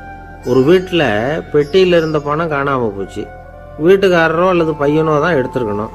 பெட்டியை திறந்து பார்த்தா அந்த வீட்டுக்காரம்மா இதுல இருந்து பணத்தை எடுத்தது நிச்சயமா என் வீட்டுக்காரரு தான் அப்படின்னு சொல்ல முடியல. அவங்களால யோசிச்சாங்க. என்னம்மா இப்படி யோசிக்கிறீங்களேன்னு கேட்டிருக்காங்க. நிச்சயமா இந்த பணத்தை எடுத்தது என் வீட்டுக்காரர் இல்லை அப்படின்னு உறுதியாக சொல்லிவிட்டாங்க அந்த அம்மா. இது கேட்டவங்களுக்கு ரொம்ப ஆச்சரியமா இருந்தது. அந்த வீட்டுக்காரருக்கு இது ரொம்ப பெருமையா இருந்தது. அது எப்படி அவ்வளவு கரெக்டா சொல்றீங்க அப்படின்னு கேட்டிருக்கிறாங்க. அப்போ அந்த அம்மா சொல்லிச்சான், பெட்டியில இன்னும் கொஞ்சம் பணம் மிச்சம் இருக்குது, இவர் எடுத்திருந்தாருன்னா அப்படி மிச்சம் வச்சிருக்க மாட்டார், அதனால தான் அப்படி சொன்னேன் அப்படின்னாங்களாம். ஆந்திர நாட்டில் ஒரு அரசர் இருந்தார். அந்த அரசர்கிட்ட ஒரு அமைச்சர் இருந்தார். அந்த அமைச்சர் பேரு ராயண பாஸ்கர். அவர் ஒரு பெரிய அறிவாளி. அது மட்டும் இல்லை, மிகச்சிறந்த கொடையாளி. யார் எது கேட்டாலும் இல்லைன்னு சொல்ல மாட்டாராம். அதன் காரணமாகவே அவர்கிட்ட இருந்த செல்வம் நாளுக்கு நாள் குறைஞ்சிக்கிட்டே வந்துட்டு தான். கடைசியில் குடும்பத்துக்குன்னு எதுவும் வைக்காமலே அவர் போய் சேர்ந்துட்டார். மகனும் இறந்துட்டார். அந்த குடும்பத்தில் மிஞ்சி இருந்தது அவருடைய மருமகள், ஒரு பேரன், அவ்வளவுதான். இருந்த ஒரே சொத்து பழுதடைஞ்ச ஒரு வீடு. அந்த அம்மா மற்ற வீடுகளில் வேலை செஞ்சு தன்னுடைய பிள்ளைய படிக்க வச்சுக்கிட்டு வராங்க. அந்த புள்ள ஒரு பெரிய வள்ளலுடைய பேரன்கிறது அந்த பள்ளி வாத்தியார்களுக்கும் தெரியும். அதனால் அவங்களும் இவங்கிட்ட கொஞ்சம் அன்பாகவும் அக்கறையாகவும் பழகி பாடம் சொல்லி கொடுத்துக்கிட்டு இருக்கிறாங்க. ஒரு நாள் ஒரு புகழ்பெற்ற கவிஞர் ஒருத்தர் அந்த பள்ளிக்கூடத்துக்கு வந்திருக்கிறார். ஆசிரியர்கள்கிட்ட பேசிக்கிட்டு இருந்தப்போ ஒரு செய்தியை சொன்னாராம். ராயண பாஸ்கருங்கிற வள்ளல் எனக்கு நிறைய உதவிகள் செஞ்சிருக்கார், என்னை பாராட்டி பரிசுகள்லாம் கொடுத்துருக்கிறார். அந்த வள்ளல் வாழ்ந்த கிராமத்தை பார்க்கணுங்கிறதுக்காக தான் இப்போ இங்கே வந்திருக்கிறேன் அப்படின்னாராம். ஆசிரியர் உடனே இந்த பையனை கூப்பிட்டு, இதை பாருங்கள், இவன் யார் தெரியுமா, நீங்கள் குறிப்பிடுகிற அந்த வள்ளலின் பேரன் அப்படின்னு அறிமுகப்படுத்தினாராம். கவிஞரின் கண்களில் ஆனந்த கண்ணீர். அந்த பரவச நிலையிலேயே அந்த வள்ளலை பற்றி கவி பாட ஆரம்பிச்சுட்டாராம். இந்த சின்ன பையன் அதை கேட்டிருக்கிறான். உடனே என்ன பண்ணான் தெரியுமோ, தன் கையில் அணிஞ்சிருந்த ஒரு பொன் வளையலை கழட்டி அந்த கவிஞருக்கு பரிசாக கொடுத்துட்டானான். எல்லாருக்கும் ஆச்சரியம். தாத்தா இருக்கும் நிலையில் கொடுத்தார், பேரன் இல்லாத நிலையிலையும் கொடுக்குறான். பையனை எல்லாரும் பாராட்டினாங்களாம். இருந்தாலும் அவனுக்குள்ள ஒரு பயம் எதுவாக ஆரம்பமாச்சு. பள்ளிக்கூடம் விட்டு வீட்டுக்கு வரும்பொழுது அந்த பயம் இன்னும் அதிகமாயிட்டுது. அம்மா என்ன சொல்லுவாங்களோ தெரியலையே, ஏதோ திடீர்னு தோணிச்சு வளையலை கழட்டி கொடுக்கணும்னு கொடுத்துட்டோம்.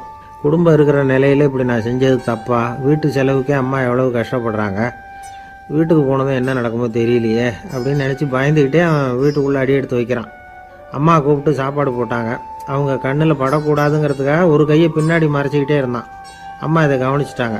ஏய், உன் கையை ஏன் அப்படி வச்சிருக்கிற, உன் கைக்கு என்னாச்சு, ஏதாவது அடிபட்டு போச்சா அப்படின்னு கேட்டுக்கிட்டே கையை எடுத்து பார்க்குறாங்க. வளையல காணலை. வளையல் எங்கே அப்படின்னு கேட்குறாங்க. இவன் தயங்கிக்கிட்டே நடந்ததை சொல்கிறான். அது கேட்டதும் அந்த அம்மாவோட முகம் கோபத்தால் செவந்து போச்சான். முட்டாளே, என்ன காரியம் பண்ண அப்படின்னு கன்னத்தில் அரைஞ்சிட்டாங்களாம். அம்மா, என்னை அடிக்காத, ஏதோ தெரியாமல் தப்பு பண்ணிட்டேன் அப்படின்ட்டுருக்கான். மகனே, வளையலை கொடுத்ததுக்காக நான் உன்னை அடிக்கலை அப்படிங்க, பின்ன எதுக்கு அடித்தேன்னு கேட்டிருக்கான். உன் பாட்டனார் ஒரு பெரிய வள்ளல், அவர் எதையும் பாதி வேலையை செய்யறதில்ல, அவருடைய பேரை நீ அரைகுறை வேலை செஞ்சுட்டு வந்திருக்கிற அப்படின்னாங்களாம். என்னம்மா சொல்கிறேன்ருக்கான். நீ ஒரே ஒரு வளையலை மட்டும்தானே கழட்டி கொடுத்துருக்குற, கொடுக்கறதா இருந்தால் ரெண்டையும் சேர்த்துல கொடுத்துருக்கணும், அதுதானே உங்கள் தாத்தாவுக்கு பெருமை அப்படின்னாங்களாம். அம்மா, தெரியாமல் செஞ்சுட்டேன், உங்கள்கிட்டையும் அரை வாங்கிட்டேன் அப்படி இப்படின்னு அவன் சொல்லியிருக்கிறான்.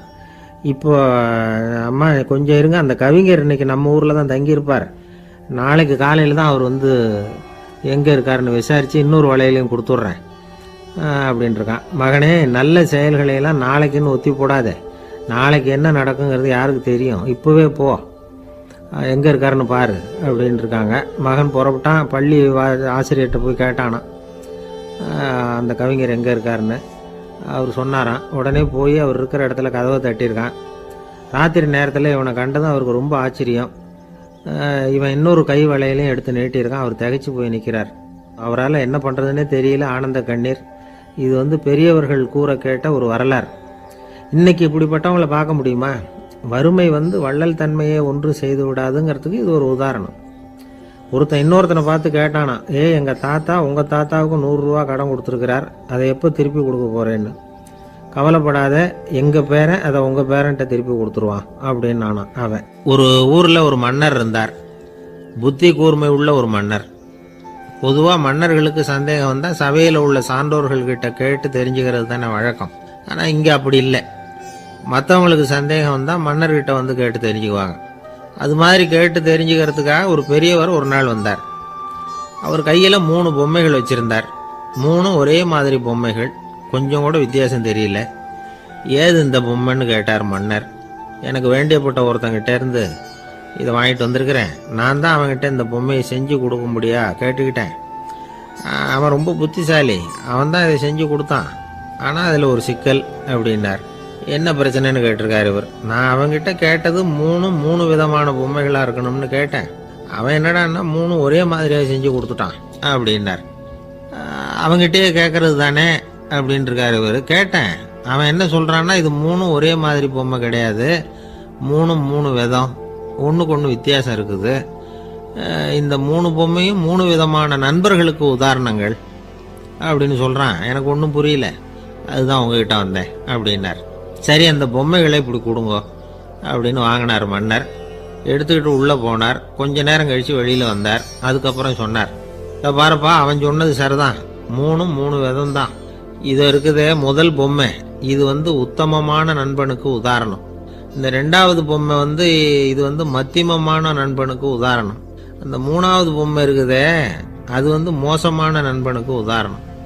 இதை செஞ்சவன் உண்மையிலேயே பெரிய அறிவாளி தான் அப்படின்னாராம். வந்தவருக்கு ஒன்றும் புரியல. பார்த்தா ஒன்றும் வித்தியாசம் தெரியலையே அப்படின்னு அவன் குழம்பி போய் நிற்கிறான். இப்போ அந்த மன்னர் விளக்கம் கொடுக்குறார். அந்த 3 பொம்மையையும் எடுத்து முன்னாடி வச்சார். ஒரு மெல்லிய கம்பியை கையில் எடுத்தார். அந்த முதல் பொம்மை காதில் விட்டார். கொஞ்ச தூரம் உள்ளே போய் அப்படியே நின்றுட்டுது அந்த கம்பி. அப்புறம் ரெண்டாவது பொம்மை காதில் அந்த கம்பியை விட்டார். அந்த கம்பி என்னாச்சுன்னா அப்படியே அது வாய் வழியாக வெளில வந்தது. மூணாவது பொம்மை காதில் கம்பியை செலுத்தினார். அது நேராக இன்னொரு காது வழியாக வெளியில் வந்தது.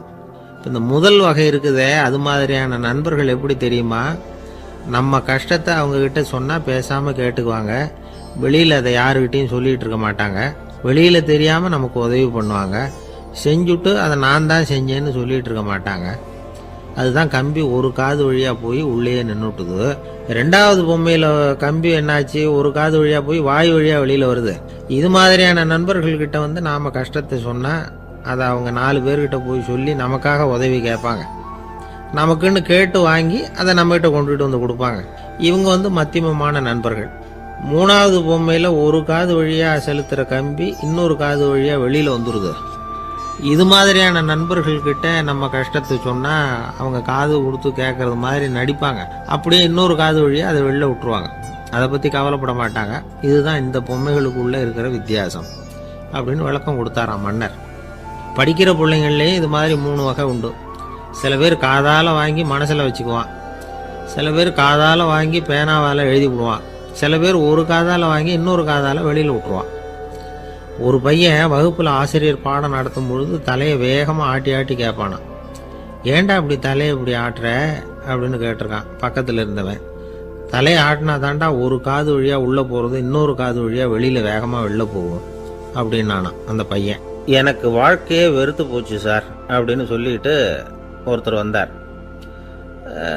கொஞ்ச நேரம் பேசினதுக்கப்புறம் அவர் அப்படி சொல்லியிருந்தா அதில் ஒரு அர்த்தம் இருந்திருக்கும். வர்றதுக்கு முன்னாடியே வாழ்க்கை வெறுத்து போச்சுன்னு சொல்லிட்டு வர்றார். என்ன சார் விஷயம்னு விசாரித்தோம். எங்கள் வீட்டில் தினம் 3 வேளையும் ஒரே மாதிரி சாப்பாடு சார், வித்தியாசமே கிடையாது. இப்படியே 3 மாதமாக சாப்பிட்டுக்கிட்டு இருக்கிறேன். அதை விட பட்டினி கிடந்து செத்துடலாம்னு தோணுது அப்படின்னார். ஒரு பெரியவர் சொன்ன தத்துவத்தை சொல்கிறதுக்கு ஆள் கிடைக்காம தவிச்சுக்கிட்டு இருந்தோம். இப்போ ஒருத்தர் கிடைச்சிட்டார். விட்டுலாமா? உடனே அவரை உட்கார வச்சு சொல்ல ஆரம்பிச்சிட்டோம். அதாவது நாம் அனுபவிக்கிற உணர்வுகளில் களிப்பு, மகிழ்வு, ஆனந்தம், இது 3க்கும் ஒன்றுக்கு ஒன்று வித்தியாசம் உண்டு. மேம்போக்காக பார்க்கறதுக்கு இது 3 ஒன்று மாதிரி தோணும். ஆனால் அது அப்படி இல்லை. களிப்புங்கிறது உடம்பை பொறுத்தது, மகிழ்வுங்கிறது மனசை பொறுத்தது, ஆனந்தம்ங்கிறது ஆன்மாவை பொறுத்தது. இப்படி இந்த 3 வகையான அந்த சுவைப்புகளின் தன்மையும் வேற வேற. இப்போ முதல்ல களிப்புங்கிறத எடுத்துக்குவோம். நம்ம புலன்களுக்கு களிப்பை தரக்கூடிய பொருள்களுக்கு சில விசேஷ குணம் உண்டு. அது எப்படின்னா, சீக்கிரமே சலிப்பை உண்டு பண்ணும். ஒருத்தர் அந்த பொருளை எடுத்துக்கிட்டா அது இன்னொருத்தருக்கு குறைஞ்சிரும். உணவு, உடை, இதெல்லாம் களிப்பை தரக்கூடிய பொருள்கள். இப்போ உதாரணத்துக்கு, ஒரு சாப்பாட்டு மேசையில் ஒரு பாத்திரத்தில் 10 இட்லி இருக்குது. அதில் ஒரு 2 இட்லியை நம்ம தட்டில் எடுத்து வச்சு சாப்பிட்றோம். நாம் சாப்பிட்ட அந்த இட்லி நிச்சயமாக எதிரில் உட்காந்துருக்கிறவருக்கு இல்லை, அவருக்கு உபயோகப்படாது. நாம் சாப்பிட்ட அதே இட்லியை அவரும் சாப்பிட முடியாது, அவர் வேற தான் எடுத்து வச்சுக்கணும். அது மாதிரி நாம் ஒரு சட்டையை எடுத்து போட்டுக்கிறோம். அதே சட்டையை அதே நேரத்தில் இன்னொருத்தர் போட்டுக்க முடியாது. புலன்களுக்கு களிப்பை தரக்கூடிய இது மாதிரி பொருள்கள்லாம் முதல் தடவை நமக்கு கொடுக்குற களிப்பை 2வது தடவையும் கொடுக்காது. 3வது தடவை இன்னும் குறையும். கடைசியில் வெறுப்பாக மாறிடும். ஒவ்வொன்றா இட்லியை தொடர்ந்து சாப்பிட்றோம்னு வச்சுக்கோங்க, முதல் இட்லி தரக்கூடிய சுவையை 30வது இட்லி தராது. முதல் தடவை புது சட்டையை போட்டுக்கிறப்போ நமக்கு இருக்கிற களிப்பு அதே சட்டையை 100வது தடவையாக போட்டுக்கிறோம்னு வைங்க, அப்போ இருக்குமா? இருக்காது. இதுதான் களிப்பு. அதாவது சீக்கிரமே சலிப்பை தரக்கூடியது. ஒருத்தர் எடுத்துக்கிட்டா இன்னொருத்தருக்கு குறைஞ்சி போகக்கூடியது. ஆனால் மகிழ்ச்சிங்கிறது அப்படி இல்லை. ஒருத்தர் அனுபவிக்கிறதுனால இன்னொருத்தருக்கு குறைஞ்சி போகாது. இப்போ காலையில் சூரியன் உதயம் ஆகிறத பார்த்து சந்தோஷப்படுறோம், அதையே இன்னொருத்தரும் பார்த்து சந்தோஷப்படலாம். ஒரு நல்ல சங்கீதத்தை கேட்குறோம், ஒரு அழகான ஓவியத்தை ரசிக்கிறோம், நீங்கள் ரசிக்கிற அதே நேரத்தில் இன்னொருத்தரும் அதை ரசிக்கலாம். அதனால் அது குறைஞ்சி போகிறதில்ல. இது மகிழ்வு. ஆனால் ஒன்று, ஒரே பாடலை திரும்ப திரும்ப கேட்டுக்கிட்டு இருந்தால் கடைசியில் அலுப்பு தட்டும்.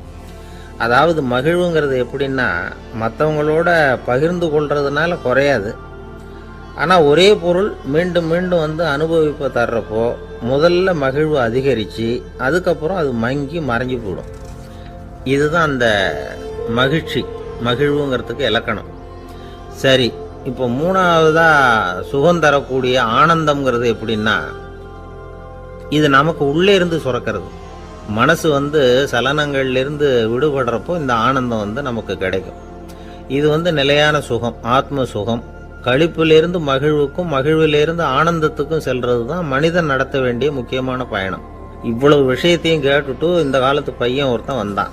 சார், இப்போ நீங்கள் ஒரு சாப்பாட்டு மேசையில் ஒரு 10 இட்லி வைக்கிறீங்க, என்ன உட்கார வைங்க, எதிரில் இன்னொருத்தனை உட்கார வைங்க, நான் களிப்பு மகிழ்வுலாம் தாண்டி நேரடியாக ஆனந்தத்துக்கு பயணம் பண்ணி காட்டுறேன் அப்படின்னா. ஒன்றும் புரியல அவன் சொன்னது. அது எப்படி, என்ன பண்ணுவ நீ அப்படின்னு சொல்லி கேட்டோம் ஆச்சரியமா. 2 இட்லி சாப்பிட்டா தானே சார் களிப்பு, நான் 10 இட்லியும் மொத்தமாக சாப்பிட்ருவேன், அடுத்தவனுக்கு எதுவும் கிடைக்காது, அவனுக்கு கிடைக்காதபடி நாமே சாப்பிட்டுடுறோம்ல, அதுதானே நமக்கு ஆனந்தம் அப்படின்னு அதுக்கு ஒரு விளக்கம் சொல்கிறான். ஒரு கணவன் மனைவி, எப்போ பார்த்தாலும் அவங்க 2 பேருக்கும் இடையில சண்டை வந்துக்கிட்டே இருந்தது. இதில் என்ன ஆச்சரியங்கிறீங்களா? நான் அதுக்காக சொல்ல வரல, இது வேற விஷயம். அதாவது சண்டை போடாமல் இருக்கிறதுக்கு வழி சொல்கிற தகவல் இது. நான் சொன்ன அந்த கணவன் மனைவி எப்படின்னா, கணவன் ஒரு வார்த்தை சொன்னால் மனைவி கிட்டேருந்து 2 வார்த்தை பதிலாக வரும், இதுக்கு கணவன்கிட்ட இருந்து 4 வார்த்தை பதிலாக வரும். இப்படி வார்த்தைகள் பெருகி போய் கடைசியில் வம்புல முடியும். அந்த அம்மா பொறுத்து பார்த்தாங்க, அவங்களால தாக்கு பிடிக்க முடியல. பக்கத்து வீட்லேயும் ஒரு கணவன் மனைவி இருந்தாங்க, அவங்களுக்குள்ள சண்டை வர்றதில்லை. அது எப்படி அவங்களால மட்டும் சண்டை போடாமல் இருக்க முடியுது அப்படின்னு இந்த அம்மாவுக்கு ஆச்சரியம். ஒரு நாள் நேராக பக்கத்து வீட்டு அம்மாக்கிட்டே போய், ஏம்மா, நீங்கள் எப்படி கணவனும் மனைவியும் சண்டை போட்டுக்காமல் இருக்கிறீங்க, அது எப்படி முடியுது உங்களால் அப்படின்னு கேட்டாங்க. அதுக்குன்னு ஒரு மருந்து இருக்குது, அதை சாப்பிட்டா சண்டை வராது அப்படின்னாங்க அவங்க. சரிங்க, அந்த மருந்தை அவர் சாப்பிட மாட்டேன்னு சொல்லிட்டா என்ன பண்ணுறது அப்படின்னு கேட்டிருக்கிறாங்க இவங்க. அந்த மருந்து அவருக்கு இல்லைம்மா, உனக்கு தான் அப்படின்னாங்களாம் அவங்க. அப்படியா, அப்படின்னா கொடுங்க, ரொம்ப நல்லதாக போச்சு, அதை எப்படி சாப்பிட்றதுங்கிற விவரத்தையும் சொல்லுங்கள், எங்கே அது கிடைக்குங்கிறதையும் சொல்லுங்கள், வாங்கிக்கிறேன் அப்படின்னு கேட்டாங்களாம் இவங்க. வேறு எங்கேயும் போய் வாங்க வேண்டாம், என்கிட்டே இருக்க அந்த மருந்து, அதில் கொஞ்சம் தர்றேன், வாங்கி வச்சுக்க. உன் வீட்டுக்காரர் உன்னோட சண்டையை ஆரம்பிக்கிறப்போலாம் நீ இந்த மருந்தில் 1 ounce வாயில் ஊற்றிக்கணும். அதை உடனே குடிச்சிடக்கூடாது, ஒரு 5 நிமிஷமாவது அது வாயில் இருக்கணும், அதுக்கப்புறம் குடிச்சிடலாம் அப்படின்னு சொல்லி ஒரு பாட்டில் மருந்தை இந்த அம்மா கிட்ட கொடுத்து அனுப்புனாங்களாம். மருந்தை எடுத்துக்கிட்டு இந்த அம்மா வீட்டுக்கு வந்திருக்கிறாங்க. வீடு பூட்டி இருந்ததுனால கணவன் வாசல்லையே காத்துக்கிட்டு இருக்கிறான். மனைவியை கண்டதும் சண்டை போட ஆரம்பிச்சிட்டான். வீட்டை பூட்டிவிட்டு எங்கே போய் தொலைஞ்ச, எவ்வளோ நேரமாக ஒரு மனுஷன் வாசல்லையே காத்துட்டு கிடக்கிறது அப்படி இப்படின்னு கத்த ஆரம்பிச்சிட்டான். மனைவி இதுக்கு பதிலே சொல்லலை. அந்த அம்மா பேசாமல் வீட்டை திறந்தாங்க, சமையல் அறைக்குள்ளே போனாங்க, 1 ounce மருந்தை வாயில் ஊற்றிக்கிட்டாங்க. அன்னைக்கு சண்டை மேற்கொண்டு வளரவே இல்லை, நின்றுட்டுது. மருந்து பரவாயில்லை. அதுக்கப்புறம் பல சந்தர்ப்பங்களில் சண்டை வரும் போல் இருக்கிறப்போலாம் இந்த மருந்து அதை நிறுத்தியிருக்கு. பிரமாதமான மருந்தாக இருக்குது இதை கொஞ்சம் அதிகமாகவே வாங்கி வீட்டில் வச்சுக்க வேண்டியது தான் அப்படின்னு முடிவு பண்ணிட்டு இந்த அம்மா மறுபடியும் பக்கத்து வீட்டு அம்மாக்கிட்ட போனாங்க. எவ்வளவு விலையானாலும் சரி, நான் காசு கொடுத்து வாங்கி வச்சுக்கிறேன், எந்த கடையில் இருக்குது இந்த மருந்து சொல்லுங்க அப்படின்னு கேட்டாங்க. இந்த மருந்துக்கு விலையே கிடையாதுங்க, இலவசமாகவே கிடைக்கும்னாங்களாம் அவங்க. அது எப்படி விலை இல்லாமல் இதை விற்க முடியுது அப்படின்னு கேட்டாங்களாம் இவங்க. அது மருந்தாக இருந்தால் தானே விலை வைக்கிறதுக்கு, அது வெறும் தண்ணி தானே அப்படின்னாங்களாம். வெறும் தண்ணியாக சண்டையை நிறுத்துது அப்படின்ட்டு இருக்காங்க இவங்க. அது சண்டையை நிறுத்தலை, உன்னோட மௌனம் தான் சண்டையை நிறுத்துது. நீ வாயில் தண்ணியை வச்சுக்கிறதுனால எதிர்த்து பேசுறதில்ல, அதனால் உன்னுடைய கணவர் கோபம் சாந்தமாயிடுது அப்படின்னாங்களாம் அவங்க. இந்த கதையிலிருந்து சண்டையை நிறுத்துற மருந்து எதுன்னு தெரிஞ்சுக்கிட்டோம் இல்லையா. ஒருத்தர் என்ன பண்ணாரு, பாட்டிலில் வந்து தண்ணியை ஊற்றி வச்சுக்கிட்டு அவர்கிட்ட வர்றவங்களுக்கெல்லாம் இதை சிபாரிசு பண்ணலாம்னு நினச்சிக்கிட்டு உட்காந்துருந்தார். ஒரு அம்மா வந்தாங்க. இதை கேட்டுவிட்டு இதையே ஒரு மருந்து மாதிரி கொடுக்கலாம்ங்கிறது அவர் முடிவு. அதனால் பாட்டிலில் தண்ணி அடைச்சி வச்சுக்கிட்டு அதில் கலருக்காக என்னத்தையோ ஒரு ஜீரகம் அது மாதிரி எதையாவது கலந்து வச்சுக்கிட்டு ஒரு மருந்து மாதிரி ஒரு பாவனையில் வச்சுக்கிட்டு உட்காந்துருக்கார். யாராவது வீட்டில் சண்டைன்னா என்கிட்ட வாங்க மருந்து தரேன்னு. ஒரு அம்மா வந்தாங்க. எனக்கும் என் வீட்டுக்காரருக்கும் அடிக்கடி சண்டை வருதுங்க அப்படின்னு இருக்காங்க. கவலைப்படாதம்மா, நான் ஒரு மருந்து தரேன்னு சொல்லி வீட்டுக்குள்ளே போய் ஒரு பாட்டில் எடுத்து வந்து கொடுத்தார். பாட்டிலில் இருக்கிறது என்னங்கிறத சொல்லிவிட்டு அது பேரில் மரியாதை வராது இல்லையா, அதனால் சொல்லலை. அந்த அம்மா வாங்கிட்டு போனாங்க. 4 நாள் கழித்து திரும்பி வந்தாங்க. என்னம்மா வீட்டில் சண்டை நின்று போச்சான்னு கேட்டிருக்காரு இவர். அங்கே நின்று போச்சுங்க, இப்போ உங்ககிட்ட ஆரம்பமாக போகுதுன்னாங்களாம். என்னம்மா அப்படின்ட்டுருக்காரு இவர் பயந்து போய். பின்ன என்னங்க, நீங்கள் என்ன மருந்து கொடுத்துருக்குறீங்க என்னங்க அப்படின்னாங்களாம் கோவமாக. அது வெறும் தண்ணி தானே அப்படின்ட்டுருக்காரு இவர். தண்ணியாக இது நல்லா பாருங்கள் அப்படின்னு அந்த பாட்டில் நீட்டினாங்களாம். இவர் வாங்கி பார்த்துருக்கார். அப்புறம் தான் விஷயம் புரியுது அவருக்கு. இவர் கை தவறுதலாக அவங்க வீட்டில் இருந்த மண்ணெண்ணெய் பாட்டில் எடுத்து அவர்கிட்ட கொடுத்துருக்குறாங்க. அப்புறம் என்ன ஆகும், சண்டை வராமல். வாங்க மாட்டேங்கிறான் சார் அப்படின்னு சொல்கிறது உண்டு. அது எப்படி காதில் வாங்கிக்காமல் இருக்க முடியும்? காதுங்கிறது எப்பவும் திறந்தே இருக்கக்கூடிய ஒன்று தானே. சில பேர் பேசிக்கிட்டே இருப்பாங்க, நாமும் கேட்டுக்கிட்டே தான் இருப்போம். அவர் என்ன சொன்னார் திருப்பி சொல்லு அப்படின்னு சொன்னால் சொல்ல தெரியாது. காது சரியாக கேட்டாலும் நாம் பேசுகிறத மற்றவங்க சரியாக கேட்குறாங்களா அப்படிங்கிறது சந்தேகம்தான். இந்த சந்தர்ப்பத்தில் ஒரு உண்மையை நாம் புரிஞ்சுக்கணும். அதாவது என்னென்னா, கேட்பதுங்கிறது வேற, கவனிக்கிறதுங்கிறது வேற. அதாவது கேட்கறதுன்னா அது ஹியரிங், கவனிக்கிறது அப்படின்னா அது லிசனிங். கேட்கறதுங்கிறது தன்னிச்சையாக நடக்கக்கூடிய ஒரு செயல். இப்போ ஒரு சாலையில் நடந்து போயிட்டுருக்குறோம். எவ்வளவோ சத்தம் நம்ம காதில் வந்து விழுந்துக்கிட்டு இருக்கு. கார் போகிற சத்தம் கேட்குது, பறவை ஒரு மரத்துலேருந்து கத்துது, அந்த சத்தம் கேட்குது. இப்படி நிறைய வந்து காதில் விழுந்துக்கிட்டு இருக்கு. ஆனால் கவனிக்கிறதுங்கிறது எப்படின்னா, நம்ம முழு மனசை செலுத்தி உன்னிப்பாக கேட்கறது. எத்தனையோ சத்தத்துக்கு நடுவில் தன்னுடைய குழந்தை அழற சத்தத்தை தாய் தெரிஞ்சுக்க முடியுது இல்லையா, அது மாதிரி. விவரம் தெரிஞ்சவங்கலாம் என்ன சொல்கிறாங்கன்னா, கவனித்தல் அதாவது லிசனிங் அப்படிங்கிற செயலில் 3 அம்சங்கள் இருக்கிறதாக சொல்கிறாங்க. அது என்ன 3 அம்சங்கள் அப்படின்னா, முதல்ல காதால் கேட்கறது, இது முதல் அம்சம். ரெண்டாவது என்னன்னா கேட்டதை புரிஞ்சுக்கிறது. மூணாவது என்னன்னா என்ன புரிஞ்சுக்கிட்டோங்கிறத தெரிவிக்கிறது, ஃபீட்பேக் அப்படின்னு சொல்கிற மாதிரி. ஒரு ஆசிரியர் வகுப்பில் பாடம் நடத்திக்கிட்டு இருக்கிறார். வெறுமனே கேட்குற குழந்தை ஒரு காதால் வாங்கி இன்னொரு காதால் விட்டுடும். அதாவது கேட்குற குழந்தை அப்படி செய்யும். ஆனால் கவனிக்கிற குழந்தை கேட்டதை புரிஞ்சுக்கும். என்ன புரிஞ்சுக்கிட்டேன்னு கேட்டால் பதில் சொல்லும். இதுதான் கேட்கறதுக்கும் கவனிக்கிறதுக்கும் உள்ள வித்தியாசம். ஒரு புள்ளி விவர கணக்கு என்ன சொல்லுது தெரியுமா? ஒரு மனிதன் எழுதுறது மூலமாக 6% அறிவை பெருக்கிக்கிறானா, எழுதுறது மூலமாக. படிக்கிறது மூலமாக 19% அறிவை பெருக்கிக்கிறானா. பேசுறது மூலமாக 30% அறிவை பெருக்கி கொள்ளுகிறான் அப்படின்னு சொல்கிறாங்க. ஆனால் பாருங்கள், கவனிக்கிறது மூலமாக 45% அறிவை பெருக்கிக் கொள்ளுகிறான் அப்படிங்கிறது புள்ளி விவரம். அதனால் வந்து கற்றலின் கேட்டல் நன்று அப்படின்னு சொல்கிறாங்க இல்லையா, அது இதுதான். அதனால் கவனிக்கிறது மூலமாக அதிக அறிவை நாம் வந்து பெருக்கிக் கொள்ள முடியும். கேள்வி ஞானம்தான் ரொம்ப சிறந்தது அப்படிங்கிறார் வள்ளுவர். அதாவது கவனித்து கேட்கணும், அதுதான் முக்கியம். மற்றவங்க சொல்கிறத நல்லா கவனிக்க முடியாதபடிக்கு நாமே சில தடைகளை ஏற்படுத்திக்கிறோம். அல்லது நம்ம அறியாமலே அப்படி ஒரு தடை உண்டாயிடுது. அந்த தடைகளை தாண்டணும் அல்லது தகர்த்து எறியணும் அப்படிங்கிறது பெரியவர்கள் சொல்லுகிற யோசனை. அது என்ன தடைகள் அப்படின்னா, நமக்கு தெரியாத இவர் என்ன சொல்லிட போகிறார் அப்படிங்கிற நினப்பு, இது ஒரு தடை. சொல்லி முடிக்கிறதுக்கு முன்னாடியே குறுக்க பேசுறது, மனசு அங்கேயும் இங்கேயும் அலையிறது, இதெல்லாம் தான் தடைகள். ஆசிரியர் பாடம் நடத்துகிறார் அப்படின்னா மாணவர்கள் அக்கறையாக கவனிக்கணும். அப்போ தான் பரீட்சையில் பாஸ் ஆக முடியும். வீட்டுக்குள்ள கணவன் சொல்கிறத மனைவி கவனித்து கேட்கணும், மனைவி சொல்கிறத கணவன் கவனித்து கேட்கணும், இல்லைன்னா குழப்பமாயிடும். ஒரு அம்மா கோயிலுக்கு போனாங்க. சேலையில் ஒரு முடிச்சு போட்டிருந்தாங்க. எதுக்கு சேலையில் முடிச்சு போட்டு வச்சுருக்குறீங்க அப்படின்னு கேட்டாங்க. எங்கள் வீட்டுக்காரர் ஒரு கடிதத்தை மறக்காமல் தபால் போட்டியில் போட்டுடணும்னு சொன்னார். ஞாபகத்துக்காக முடிச்சு போட்டு வச்சுருக்கிறேன் அப்படின்னாங்க. கடிதத்தை பெட்டியில் போட்டுவிட்டீங்களா அப்படின்னு கேட்டாங்க. அது எப்படிங்க முடியும், அவர் கடிதத்தை என்கிட்ட கொடுக்க மறந்துட்டாரே அப்படின்னாங்களாம். அதனால் மறக்கப்படாதுன்னு நினச்சிக்கிட்டே மறந்து விடுறது இப்படி ஒரு வாழ்க்கை. அதனால் வாழ்க்கையில் நமக்கு இருக்கிறது செவிச்செல்வம் ரொம்ப முக்கியமானது. நிறைய கேட்கணும், சொல்கிறத விட கேட்கணும், கேட்கிறத விட முக்கியம் கவனிக்கிறது.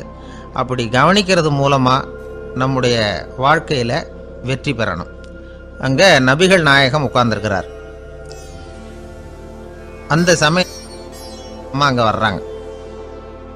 அவங்க கையில் திராட்சை பழ கொத்து அதை கொண்டுக்கிட்டு வந்து நபிகள் கிட்ட கொடுக்குறாங்க. சாப்பிடுங்க அப்படின்னு சொல்லி ரொம்ப அன்பாக வேண்டிக்கிறாங்க. நபிகள் நாயகமும் ரொம்ப பிரியமாக அதை வாங்கிக்கிட்டார். அதுக்கப்புறம் அதை சாப்பிட ஆரம்பித்தார்.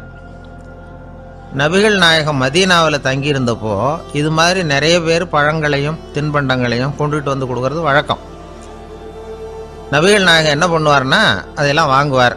உடனே பக்கத்தில் இருக்கிற தோழர்கள் எல்லாருக்கும் பகிர்ந்து கொடுப்பார், தானும் சாப்பிடுவார். இதுதான் எப்போதும் வழக்கம். ஆனால் இந்த தடவை என்னாச்சு தெரியுமா, அவர் அப்படி பண்ணலை. ஒவ்வொரு பழமாக எடுத்து தானே சாப்பிட்டுக்கிட்டு இருக்கிறார். அவர் விருப்பமாக சாப்பிடுகிற காட்சியை ஆசை தீர பார்த்துக்கிட்டு இருந்தாங்க அந்த வயசான அம்மா, அந்த பழத்தை கொடுத்தவங்க. அவங்களுக்கு ரொம்ப மகிழ்ச்சியாக இருந்தது, மன நிறைவாக இருந்தது. நாம் ஆசையாக கொண்டுகிட்டு வந்து கொடுக்குற பழத்தை நபிகள் நாயகம் இவ்வளோ பிரியமாக சாப்பிட்றாரே அப்படின்னு நினச்சி ரொம்ப சந்தோஷப்பட்டாங்க. அதுக்கப்புறம் அங்கேருந்து அவங்க புறப்பட்டு போயிட்டாங்க.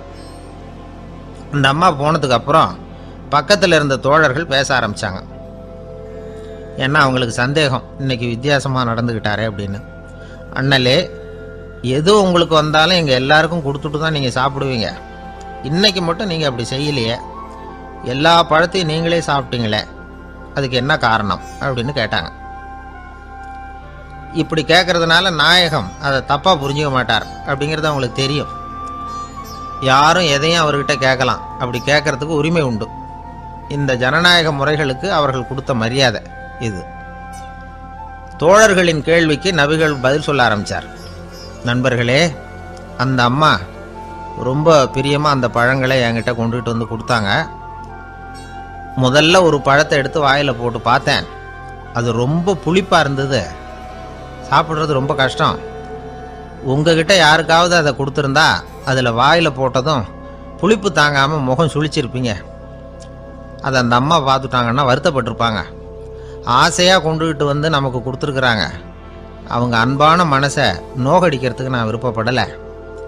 அதனால் முகம் சுளிக்காமல் சாப்பிட்ணுமேங்கிறதுக்காகத்தான் அந்த பழங்கள் பூராவே நானே சாப்பிட்டுட்டேன் அப்படின்னு புன்முறுவலோட பதில் சொன்னாராம் நபிகள் நாயகம்.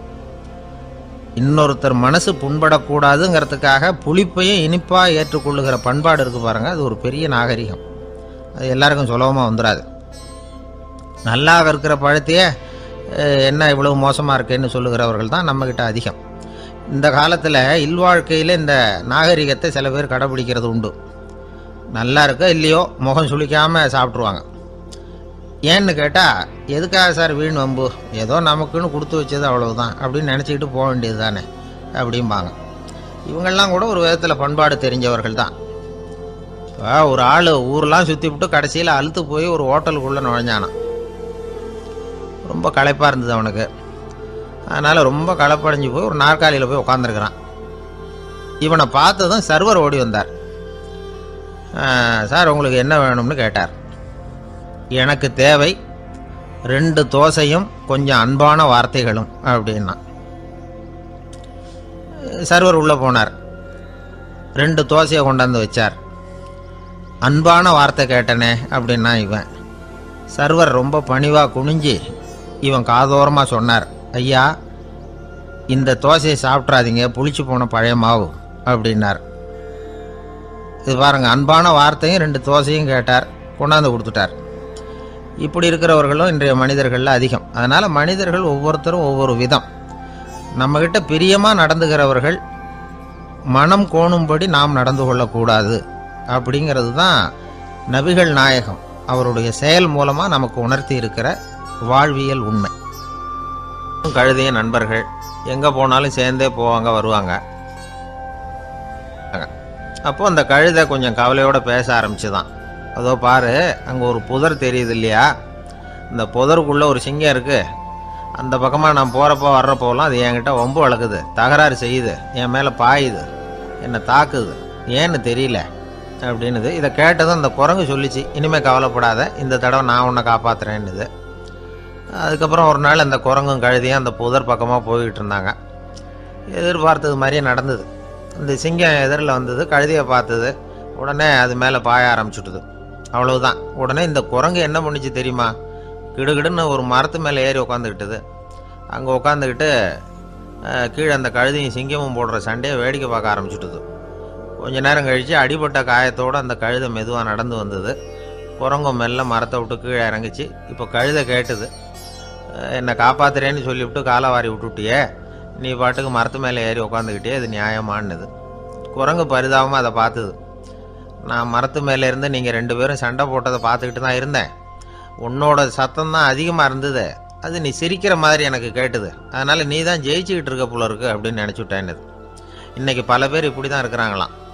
யார் ஜெயிக்கிறாங்க யார் தோக்குறாங்கங்கிறத முகத்தை பார்த்து கூட கண்டுபிடிக்க முடியறதில்ல, பேசுகிற பேச்சை வச்சு கூட கண்டுபிடிக்க முடியறதில்ல. தோற்கிறவங்க கூட சிரிக்கிற மாதிரி முகத்தை வச்சுக்கிறான். இன்றைய மனிதர்கள்கிட்ட ஏகப்பட்ட முரண்பாடுகள். பொய் முகங்களோட உலவுகிறவர்கள் தான் அதிகம். உண்மை முகம் எங்கே இருக்குது அப்படிங்கிறத புரிஞ்சுக்கிட்டு நண்பர்களை தேர்ந்தெடுக்கணும் அப்படிங்கிறது ஒரு முக்கியமான கருத்து. கடவுள் இந்த உலகத்தை படைச்சுட்டு அதுக்கப்புறமும் கொஞ்ச நாள் இங்கேயே தங்கியிருந்தாராம். அப்போ தான் அவருக்கு ஒரு உண்மை புரிஞ்சுதான், இந்த உலகத்தில் தங்கி இருக்கிறது எவ்வளவு இடைஞ்சல்னு. தினமும் மனிதர்கள் தேடி வந்து ஏதாவது புகார் சொல்லிக்கிட்டே இருந்தாங்களாம். எனக்கு அது வேணும் இது வேணும்னு கேட்டுக்கிட்டே இருந்தாங்களாம். சில பேர் வந்தாங்க, நாங்கள் வந்து விவசாயம் பண்ணுறோம், தண்ணி இல்லாமல் பயிர் காயுது, எங்களுக்கு மழை வேணும் அப்படின்னாங்க. அவங்க போனதும் அதுக்கப்புறம் சில பேர் வந்தாங்க, நாங்கள் வந்து மண்பானை செய்கிறவங்க, நிறைய பானை செஞ்சு வச்சுருக்குறோம், மழை பெஞ்சால் எல்லாம் கரைஞ்சி வீணாக போயிடும், அதனால் இன்றைக்கி மழை பெய்யக்கூடாதுன்னாங்க. கடவுள் பார்த்தார், அவருக்கு என்ன பண்ணுறதுன்னே தெரியல, ஏகப்பட்ட குழப்பம், தலையை பிச்சுக்கலாம் போல் இருந்தது, கிட்டத்தட்ட பைத்தியம் பிடிக்கிற அளவுக்கு ஆயிட்டுது. எல்லாருடைய ஆசைகளையும் அவரால் நிறைவேற்ற முடியல, ஏன்னா ஒன்றுக்கு ஒன்று முரண்பாடாக இருந்தது. ஒரு நாள் தன்னுடைய அமைச்சரவையை கூட்டி ஆலோசனை கேட்டார், என்ன செய்யலான்னு சொல்லுங்கன்னார். இது என்ன பிரமாதம், பேசாமல் இமயமலை அடிவாரத்தில் போய் உட்காந்துங்க, யாரும் தொந்தரவு பண்ண மாட்டாங்கன்னாங்க. அங்கேயும் மனிதர்கள் வர ஆரம்பிச்சுருவாங்க.